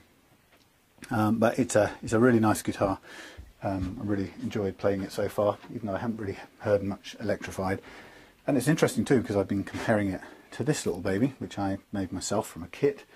And the paint job is a bit of a mess, because I did it in midwinter in the UK, and spraying in a damp shed in the cold is really not conducive to getting decent lacquer finish. So I didn't. I got loads of wet, blobby white patches on it. Apart from the finish, which I wasn't too bothered about, I've done a few things to this guitar. Apart from construct it, obviously, I've put a tusk nut on it, which has really helped to keep it tuning stable. And I've also replaced the bridge with a roller bridge, partly because from the plan the bridge holes were slightly in the wrong place. The plan that you get when you construct one of these tends to be made of paper, or if slightly better, a bit of cardboard with the hole or the positions marked out where you need to lay it over your chunk of wood and mark the holes. Actually, some of them come with holes ready drilled, so you don't get to make that mistake. But this one came with a paper stroke card template, and by the time you line it up with the neck, it's very easy for this end of the template to be wobbling around, and it's so easy to get these marks for the posts on the bridge in the wrong place. And as a result, this is slightly out of place, and I've had to try and correct it with getting a bridge which has a greater range for intonation. Still not perfect, but actually it plays pretty good despite that, and the roller bridge helps in keeping it in tune. So between the roller bridge and the tusk nut, this cheap thing made of absolutely bog standard Chinese parts, including tuners, no-name tuners, this thing stays faithfully in tune. I can play it, hang it up on the wall, come back 2 weeks later, pick it off and just play it again. And that's quite amazing for a parts sourced from the cheapest Chinese manufacturer DIY guitar. So interesting to compare the two. The body of this is much lighter. It is mahogany, I know, because I shaped it myself. But it's very much lighter. So this tells me, although I said yesterday I thought this might be mahogany, I suspect it's something heavier and harder than mahogany. But this one's mahogany. As a result, it's quite neck heavy. I quite like the feel of that. It sort of, I don't know, it concentrates your attention onto the playing end of it, which I think is quite nice. It makes you really feel like you're playing a rock and roll guitar. But it is, it's noticeably neck heavy because of the lightness of this mahogany body.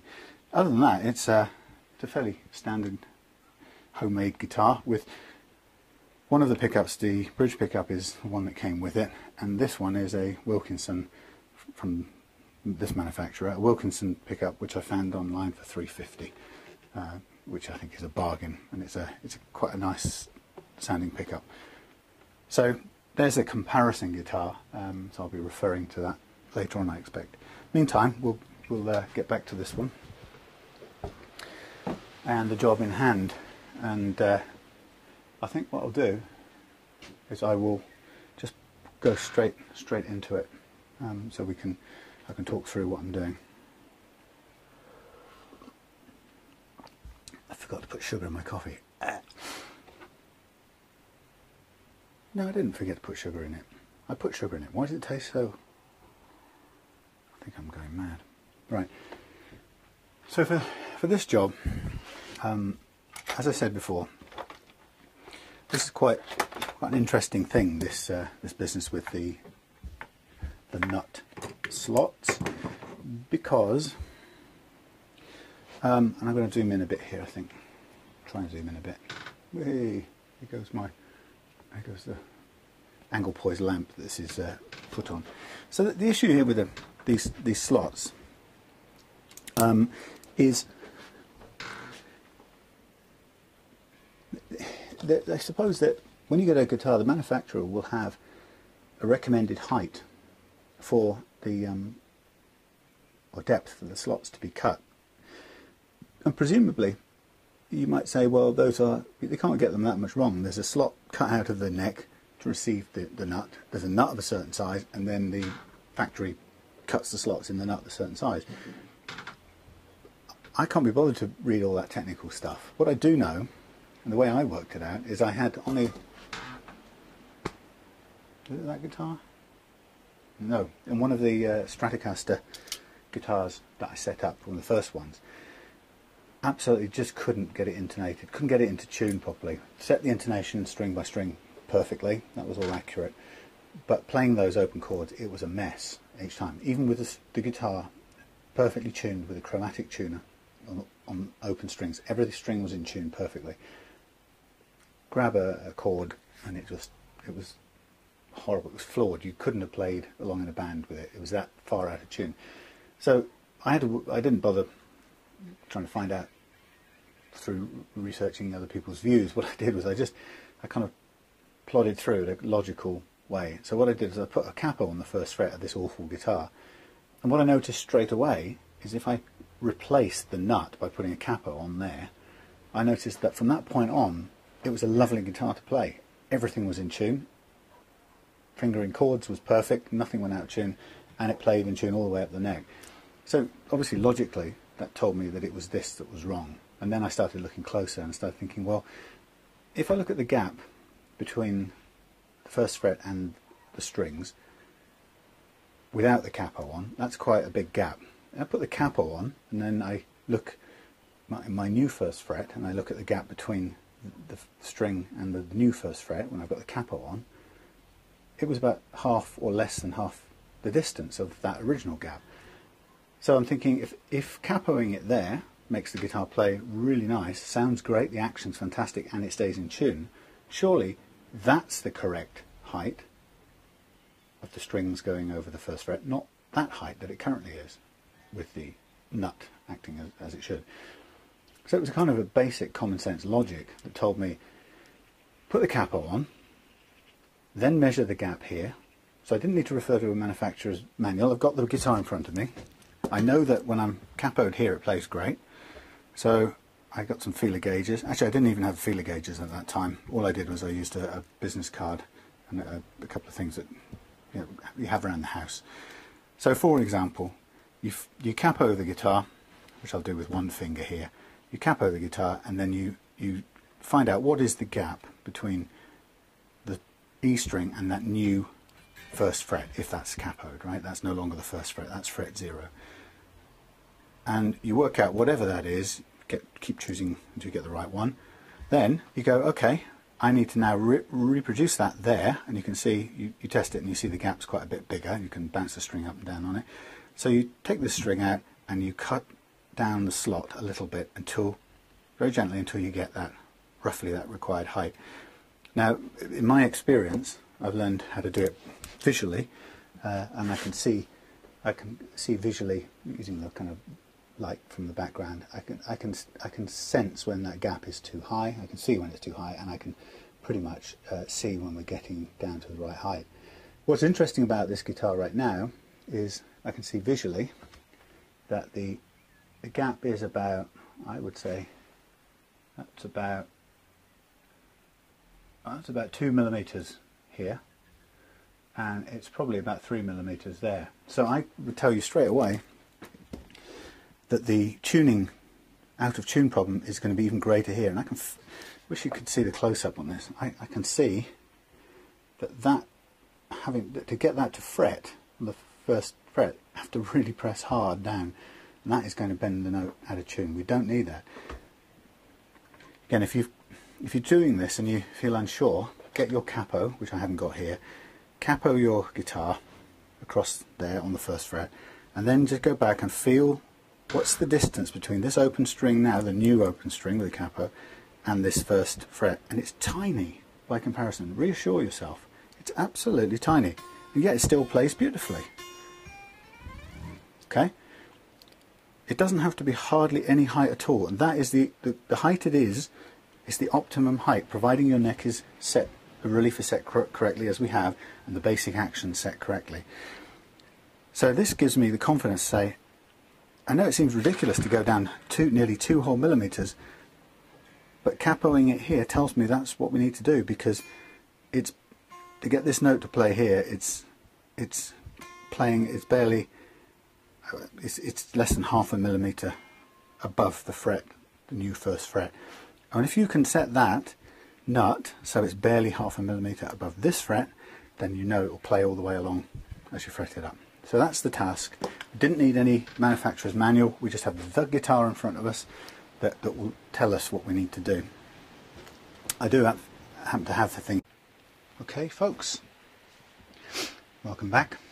Your host Sam for the closing stages, well, some of the closing stages of setting up this wonderful SG, vintage SG. And just taking the knobs off here and giving them a bit of a clean underneath. It was sort of 20 years or whatever age this guitar is, 20 years of vile, horrible, fluffy goo living under there. Doesn't make any difference to the play. It's not like it's got in the pots or anything. Just, I think that's that thought of, you know, starting afresh with a bit of a clean guitar and not necessarily having to play with someone else's finger goo. Yes, you might have guessed from these videos that I'm kind of a bit obsessed by getting rid of that stuff. Just like it a bit cleaner, really. So where have we come from? Well, we've come from checking the guitar over.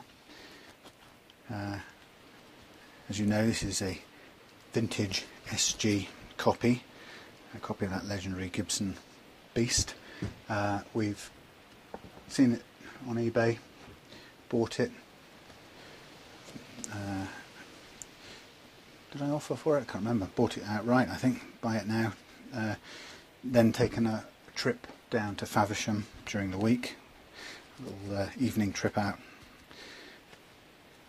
because I work in London during the week, so it wasn't difficult to take an evening train down to Faversham to meet the nice people who, as always on eBay, very kindly seem to make that effort to meet me at a train station, whereas they could just sit in their homes and insist that I come to them. So I'm really grateful for that. So went and picked it up, brought it back home with me last night, and so here we are, checking it out, giving it a good clean up, and starting from there and see what we can do.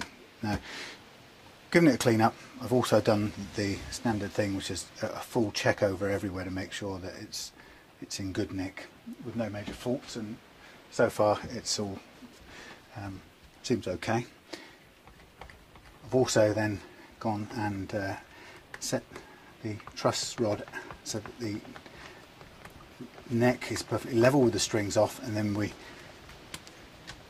then checked the frets to make sure they were level and marked up those that weren't, and then what I did was showed you how to a high tech or medium tech and a low tech way of adjusting or leveling any high spots. And after having showed you that, then I went ahead and did the whole neck using the fret leveling file, which does it quite quickly and quite brutally, so but very effective. And that done, I then re-crowned the fret, so that made the fret a nice round shape all the way across, and then polished it. Then we took off the masking tape, revealed how nice our frets now look, and the confidence that they're all level. I think bottom line now is it's time to put the strings on and start thinking about the remaining few details, and the remaining few details are concerned with the action of this thing. So I've got a set of strings that came with this guitar, so there's no reason why I shouldn't use those, so I'll start with that. And I'm not going to put the truss rod cover back on yet, because I'm very likely to need to make an adjustment once I put these strings on. So starting with the bass end, the low end, the low E, I'm just going to have a quick check. I don't think there's anything I can really do to clean this up, but I'll give it a quick rub down. This cloth has got rubbing alcohol on it, just to get rid of some of the goo, sticky stuff. That tailpiece is a bit scratched and scarred, and there's nothing we can do about it, but it has no effect on its function. It's perfectly serviceable. It sits on the end there, and it only gets held in place when we put the strings on, which we're going to do the first of now, and we'll see where we go from there. Now I'm just checking, let's just check the size of these slots. I think they're all the same. The V's in these are all the same. They always look different. I'm going to put my other specs on. Just want to make sure there isn't a particular way around these things go. No, I think the V slots are pretty much all the same. Although that's not true. I do think these are slightly thicker, which means it should, by rights, go on this way round. However, it doesn't look like it particularly wants to. Maybe it does. Okay, that's technically the correct way round. Just the V slots are slightly deeper. I'm going to go with that because that's the technically correct way, and I'm going to go and use my combination of string, winder and snipping pliers to do this as fast as is reasonably safe to do, whilst not getting caught up in my microphone. So with this string, we don't want too much overhang, so I'm going to just pull back a little bit and fire away, hoping that these fairly bog standard vintage tuners, which aren't the easy lock tuners, I'm hoping that they turn out to be bearable quality. I suspect they will be. Okay, so I'm just going to basically whiz through and put all these strings on, and then we're then in a position to start looking at the action and the intonation. And there's an order in which we do this. So the way I do it is I put the strings on first, put the guitar under load. I snip the extra bits off, we don't need them. So I put the guitar under load, then once the guitar's sort of almost in tune, it doesn't have to be exact, but when it's under load, then what I'll do is I will set the relief on the neck correctly. And once that's done, then I think about the action. And once I've got the action right, and that's the action both the bridge and nut, and then once I've got the action right, then I concentrate on the intonation, and then we're done. And then we see whether it plays or not, because we don't even know yet. I'm not going to worry about it. I have a lot of confidence that this will play all right. and we'll find out. So this is, I'm just checking this, he's got these mixed up here, so that's the 10. Don't just assume this came from somebody else. So he's had the packet open before and I was about to go and string it wrong. But very kind to have included spare strings. They're very apologetic, this guy, that telling me that there were no strings on the guitar, and it's like, well, you know, who wouldn't change them pretty much straight away when they bought a new guitar anyway? So it was not at all a problem. The other thing about buying guitars on eBay, I've had nothing but good experiences so far. You know, it's my experience that people are genuinely care about where their guitars go, even if they're having to sell them for some reason, or even if they don't particularly play them anymore, or have got tired of learning guitar or something. Tend to be somebody who has been into playing guitar. They seem to treat people in the deal very well. It's always the first time for getting ripped off. I'm not saying for 1 minute that I'm automatically immune from it.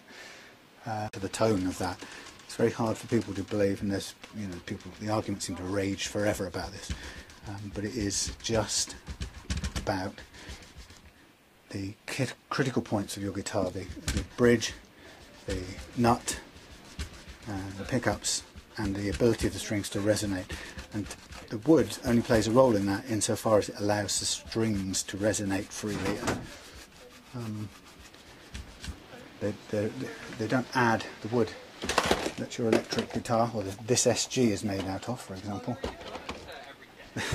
Thomas is arguing with this model. The wood that the guitar is made of doesn't colour the sound. If the wood vibrates too easily, then it robs the strings of their resonance, or the guitar of resonance somewhat. So the wood can have an effect on how resonant the guitar is, but it will not. In an electric guitar, it will not shape the tone of it, so it will not have a kind of warm woody tone or anything like that. It's a bit of a myth. Okay, so we are at the grand moment of unveiling. Okay, so this is the bit where it just looks like a mess at this point in time, but if we go around the back, we begin the process of undoing all the masking tape. And you know, it's going to take a little while because all the work has sort of pressed it firmly into the neck. Don't be tempted, I've said this loads of times, do not be tempted to get a knife and try and prise any of it or cut any of it. Take your time, your fingernails are soft, use them. If you haven't got them, do what it takes to get an edge on the masking tape, pull it off, even wet it if you have to, but do not put a knife on it because you will just ruin your lacquer on the back of the neck. And by the time you've done this, you will probably end up with quite a bit of gluey goo from the masking tape on the back of your neck. Don't worry about that. That will come off with rubbing alcohol, or it will come off with polish or good clean. It's not critical right now. What's critical is you get this tape off without making any permanent marks. So avoid knives and blades at this stage. Remember, fingernails and human parts are usually softer, so they're better than knives and blades and screwdriver tips. Obviously, human body isn't very good for screwing in screws, but you get what I'm saying. So we're almost there, if you can probably see, but what we should have ended up with is a refreshed set of frets, which now are all level, while the guitar is at rest with its neck deliberately levelled. And as I say, the benefit of this is twofold. One is that this will free up, give us a lot more range in how we set the action. Most guitars you play that you will inherit or buy second-hand will often have the action set very high, and the reason for this is not because the guitarist who you bought it off likes the action set high. I don't know any, well, I know very few people who have ever told me they like the action high. It will be high because it's forced to be high, and the reason it's forced to be high is that the frets will be, as I've explained before, like on most guitars, the frets will be uneven because the factory can't be bothered to spend the time it is required, like we've just done, to make sure that they're level. And so most guitars will have the action set high because it has to be set high to overcome a series of fairly uneven frets, and the only way you can cancel out the effects of those is to set the action high enough that it kind of overrides or misses out all the problems. Okay, so there is our cleaned fretboard with levelled frets, freshly recrowned and polished using our kind of range of papers from 600 up to 12,000 grit, followed by using the Dremel head to get a polish on it. And I have, because I was a bit lazy and I didn't do this right around, I do have a bit of marker pen still on the fretboard up there, but luckily most of it comes off on a bit of water. That's usually what happens. So I'm going to stop there. This is the bulk of the hard work done. The rest of the process from here on inwards is more fun. It's about stringing the guitar, giving it a good clean, stringing the guitar, and then beginning the work of setting the action and intonating it, after which we will be in Playsville. Okay, but this is the hard bit done. That's the hard bit. Like I said, we will also be checking the nut after we've strung it. I'm not going to use a gauge and check it before. I'm going to put the strings on and I'm going to do any adjustments to the nut with the strings in place. And to do that I use this is a bit of a sneaky tool that wasn't designed for it, but these are welding gun nozzle cleaners, but they also happen to double as guitar nut slot files. It means that I can pull each string out, make an adjustment, put it down, measure it, pull it out, do an adjustment and so on. Okay, so I'm going to stop here, take a break, go and get a cup of tea, and we'll back perhaps later on as we get towards the final of getting this wonderful vintage SG ready for a sound test and playing. And although Thomas is urging me to sell this, I think this is a keeper for me. I don't want to tell him that, but I like it so much already. We'll see you later. Okay, so here we are. We've done the fret levelling and we've done the recrowning, and I don't know if you can see, but all of these frets now have a thin black marker pen line down the middle, meaning we've done the edges, we've just left the middle at the same height that it was. So here we go, the countdown, the rundown. So I'm going to start with 800 grit or 600 grit, I think it is. I think it's 800, and I'm just going to go up and down over these frets, in and out of the frets, so it sort of rides over it, and purpose being to start the process of taking away some of the file marks and scratches. Now you've got to bear in mind that at this level, the rougher the sandpaper, the more it will be taking off your frets in terms of metal. At 800 or 600 grit, it's not massively aggressive, but it's still taking some off. So this is more about rolling this across, letting it roll over the top of the frets just to all round get a rounded surface. And again, it's not an exact science. I'm just using a pointed edge on the block, and I'm just effectively letting it ride up and over each fret and down the side. Hopefully that will take off an even amount of metal so that we can wear down some of the scratches left by the files, and do it in a way that doesn't just flatten the top, but it kind of goes over the whole fret up and down. Now if you hear a noise in the background, that's Thomas talking to his mum, so we're obviously having to work in less than ideal conditions here, but you won't mind, will you? Okay, now I don't know if I said before, but there is one fret here that I can still see a bit of a dent in it, but it's improved as we've done this levelling process. It hasn't fixed it completely because there's no real straight, simple way of taking that. It's not like it was a high fret. It's a fret that's clearly been damaged by a blow from some object either falling over on its front, or it's been hit by somebody swinging something in the direction of it. So over and over and over to try and level out or take away any of the file marks that were left right on top of this, these frets. Some of the file marks, there will be file marks up the side of the frets as well, where I did the recrowning, but hopefully letting this point of this block ride over the frets will help take that away. Okay, you can check at any time by just running your finger over it, and they're still quite scratchy at this stage. What I'm going to do is I'm going to now use my fingers for a bit, and so I can feel the pressure I'm putting on it, and I want it to be enough to just iron out some of the scratching, but not so much that it really wears away too much of the surface of the fret. And then once I've done this, I'm then going to move up the numbers in terms of grits, so that we can kind of increase the pressure, if you like, but take away less metal, but the scratches that we're dealing with should be getting smaller and smaller, progressively small. Now, a really smart idea at this point would be to mask off the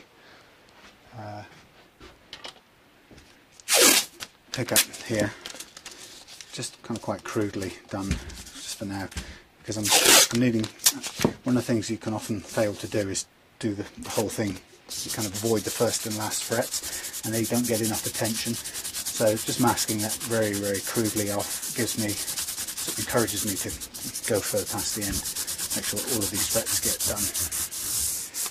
So, you know, we are heading towards the fun end game, but we had to put in the time first to get this right. So I'm going now to discard my paper, and I'm moving down to I think that was a 6, now we're going to an 800. Again, this time I'm going to keep it with my fingers, don't need to use the block really at this point, and I'm just going to run up and down. It's got to a point now where I'm not going to be able to see the scratches that I'm dealing with pretty much at this scale, but I should be able to just trust that the increasing grit of the sandpaper is going to progressively take away any remaining scratches.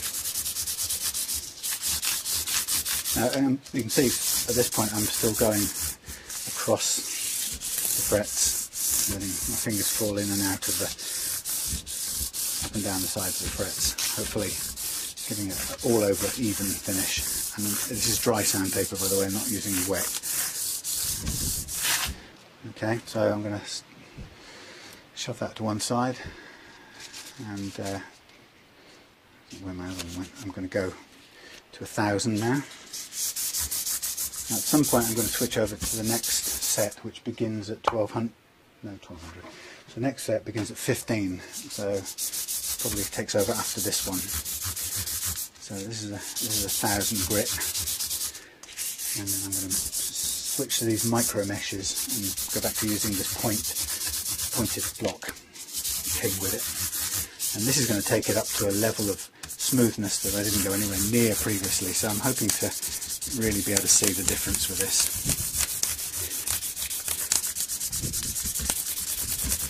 I'm starting to go a bit diagonal now, get a bit of leverage.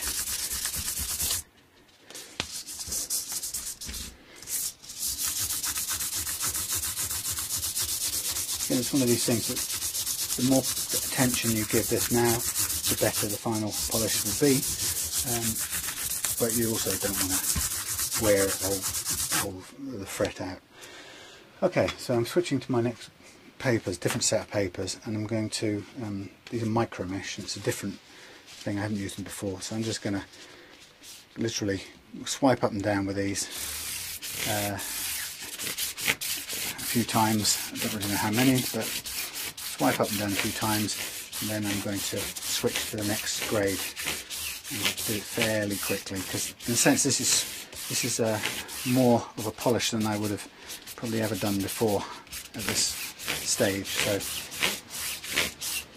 you can see it's doing quite a bit of stuff. So I'm just going to put that aside Oh, well, that's typical. I started with the 12,000 dull. Start this completely the wrong way up. Okay, that should have been the end one. Let's go 1500. I thought there was something going wrong there. Okay, 1500. Back to where we were.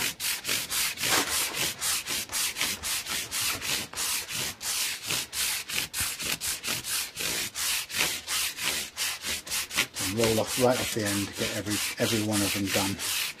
1500. Off. Next one. 1800.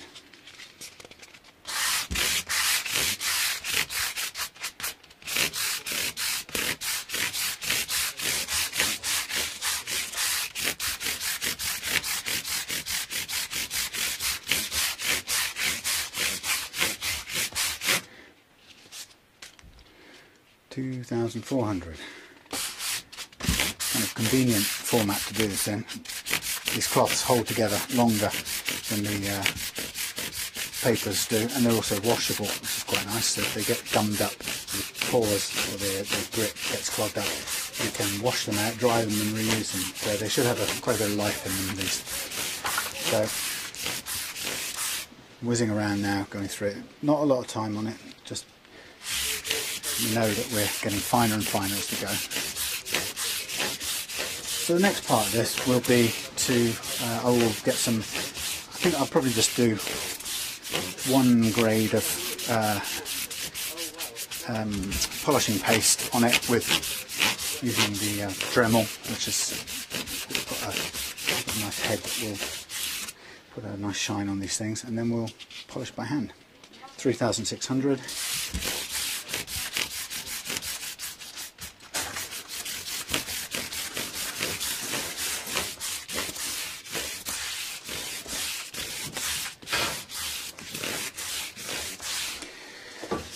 $3,600, 4,000.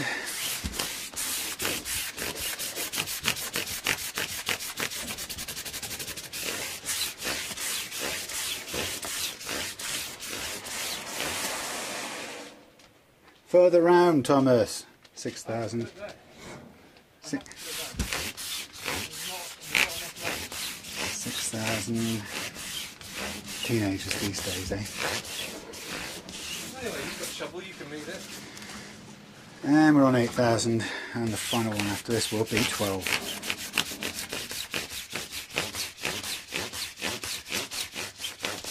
So the purpose of these papers is that, if you can see very well, but by the time you get down to this level, you are almost on the shine. It almost looks like it's kind of done, the whole thing pretty much. And we're back to the 12, which we've been to already once before, but we'll revisit again. And then after this, we'll go to the paste, the polishing paste.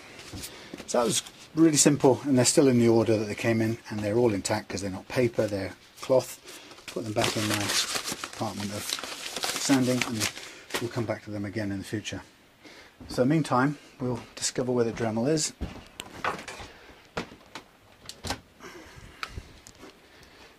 Find the right head for the job.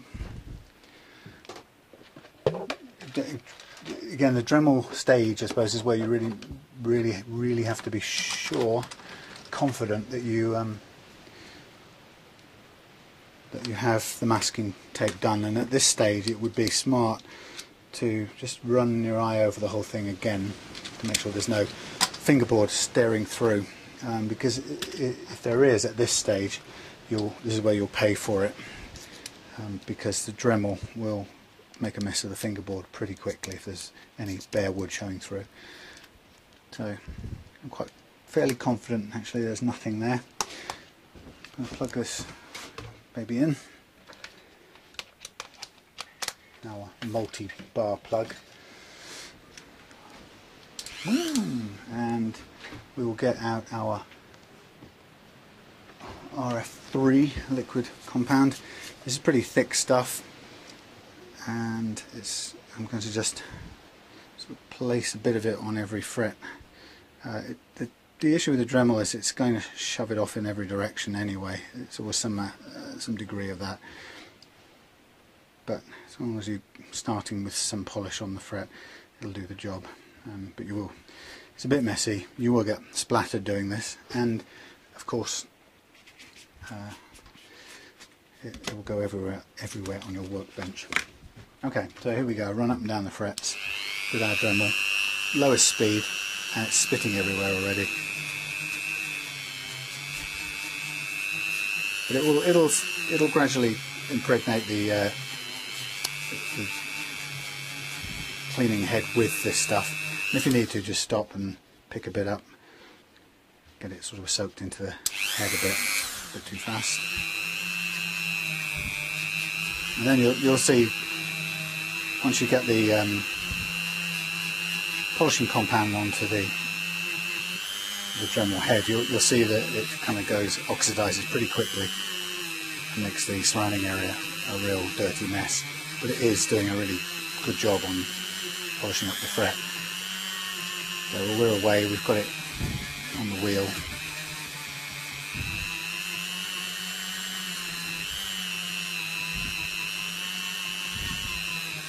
Just a matter of time. Again, patience is the virtue, as always. You can be confident now that because we used so many different grade papers, that if you were to just go through this now with one polish and take everything off now, you would have pretty well polished frets. You should be able to feel that they're smooth, and that it would, for a player, they would bend very well. And that's the aim of this, is yes, to get the level frets to give us back the action we want for our guitar, but also to do it in a way that leaves them smooth enough to play really, really well, and allows us to bend strings and theoretically be expressive. So, as I say, this is, again, quite not time consuming, but you know, you've got to just be sort of a little bit brain off and let it do its thing. I mean, you didn't see it on the video, but the whole time I was doing the recrowning of the frets with the triangle file, I was on the phone, took a phone call, and did the whole job whilst talking to a work colleague. So it's the kind of thing that you can do quite a lot of other things too when you get to the really boring bits. You don't have to be sitting in silence, you know, focused on it completely. You can listen to the radio, listen to music, whatever, talk to people. It's a nice thing about doing manual work like this, is there's still a part of your brain that is free to be used for other rewarding things, even if you're a man.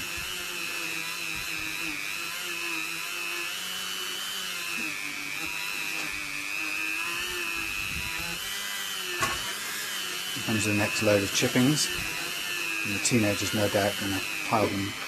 He's going to offload them as fast as he can, regardless of where I wanted them to go. But at least we've got them doing it anyway. Only for money, of course. Strictly commercial deal.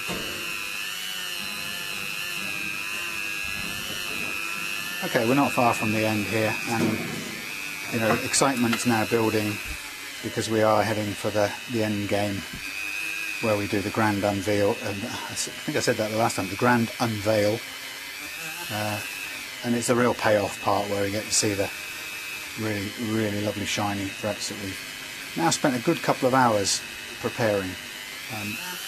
But as I said, your fingerboard, the frets, the nut on your guitar, and the bridge, you know, these are the really critical parts of the guitar to get right. I'm with Scott Grove, who says that the whole thing about people getting obsessed about tone woods for electric guitars is complete nonsense. The electric guitar is just that. It's a guitar that's designed to play, to pick up the movement of strings in an electrical field, or electric field, to pick up magnetic field. Now I've pretty much worn away that pad.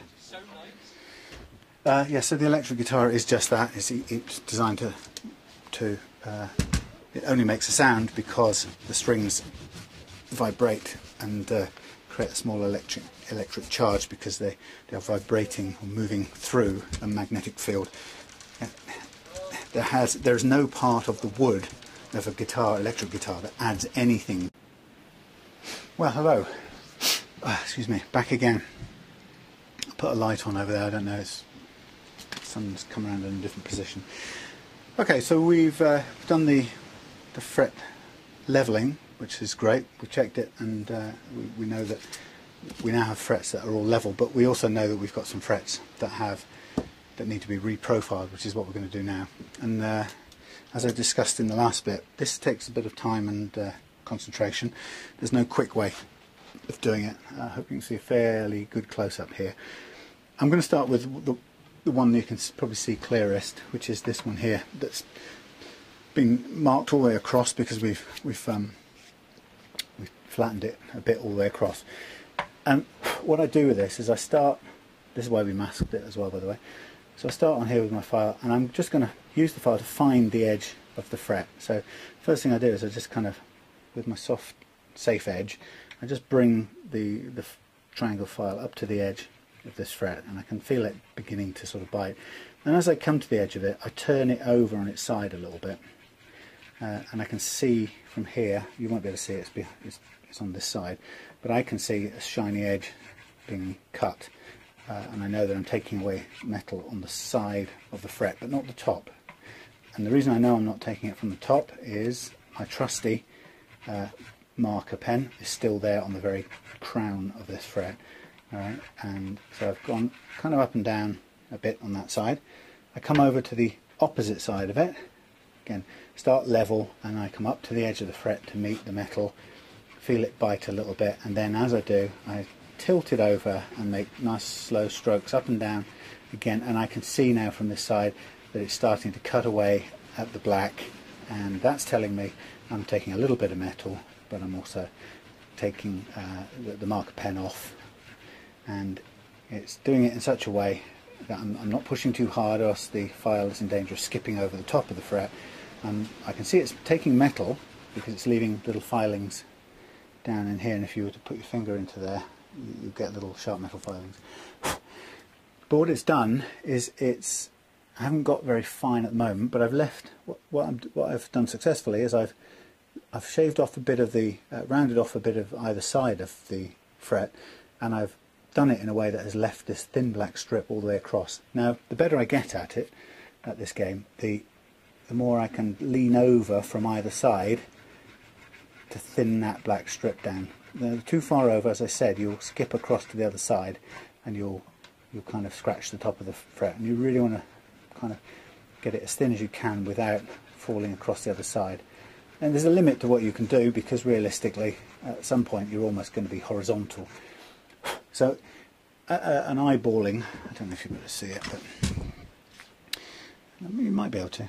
That fret there has got the sides rounded and a tiny, well, relatively thin strip right down the middle of the fret, and all it tells me is that that black bit is exactly the same height as when I started this little operation, which means if it was level before, it's still level now because the marker is still on it. I haven't taken any more height off it, but I have rounded the sides, so that's going to give me a fret that I can then start to polish. Okay, now the reality is I need to do it for all the rest of these frets that I have scraped. And actually, if I'm honest, I'm going to now I've got the light on, I can see that I have done this for the marking I have to do actually has to cover almost all of these frets, because my and this is what you'll get when you use the fret marker. It actually takes it touches a lot more than you originally think it's going to touch, and it leaves you pretty much with a job that you have to do all the way across all of the frets, which is that's cool. I mean, you can see it when you have the light on better. So I to be honest, I've even done that one, which didn't have a problem before, but I've done a bit of it. So we're literally looking at reprofiling every fret when we use this tool here, and that's okay. It's you might as well just do it for everything. You wouldn't need to reprofile every single fret. Actually, we don't do that one because that's hard. No, we do. It's touched as well. Yeah, so it's literally we didn't do that one. That's not done. So every fret we're going to reprofile from top to bottom. It's not going to hurt, even if it's a bit that hasn't been touched by the original file, the leveling file. But you can see that that's, again, going to take some time and patience to do. This is the point at which I'll switch off, put on the radio or something, and come back to you when I've got all of these done as a little thin strip. Again, you'd be so tempted to rush on to the fun bit, which is getting the sandpaper out, smoothing it off, getting it down to a nice shiny surface, and then getting the polishing cream on it. Don't rush this. This is critical, this stage. It's not rocket science. It's not impossible for you to learn to do it. I just taught myself by logic, right? But take your time. Don't rush. Go, you know, if you need the bathroom, go and use it. If you need a cup of tea or a cup of coffee, go and get that. You need a break, take it. Don't rush this. This is critical. But if you don't rush it and you take it logically like we've been doing, you can do all of this work yourself and liberate a completely different, better playing guitar. And that's what's the beauty of this. So I'm going to switch this off, come back to you when I have reprofiled all of these.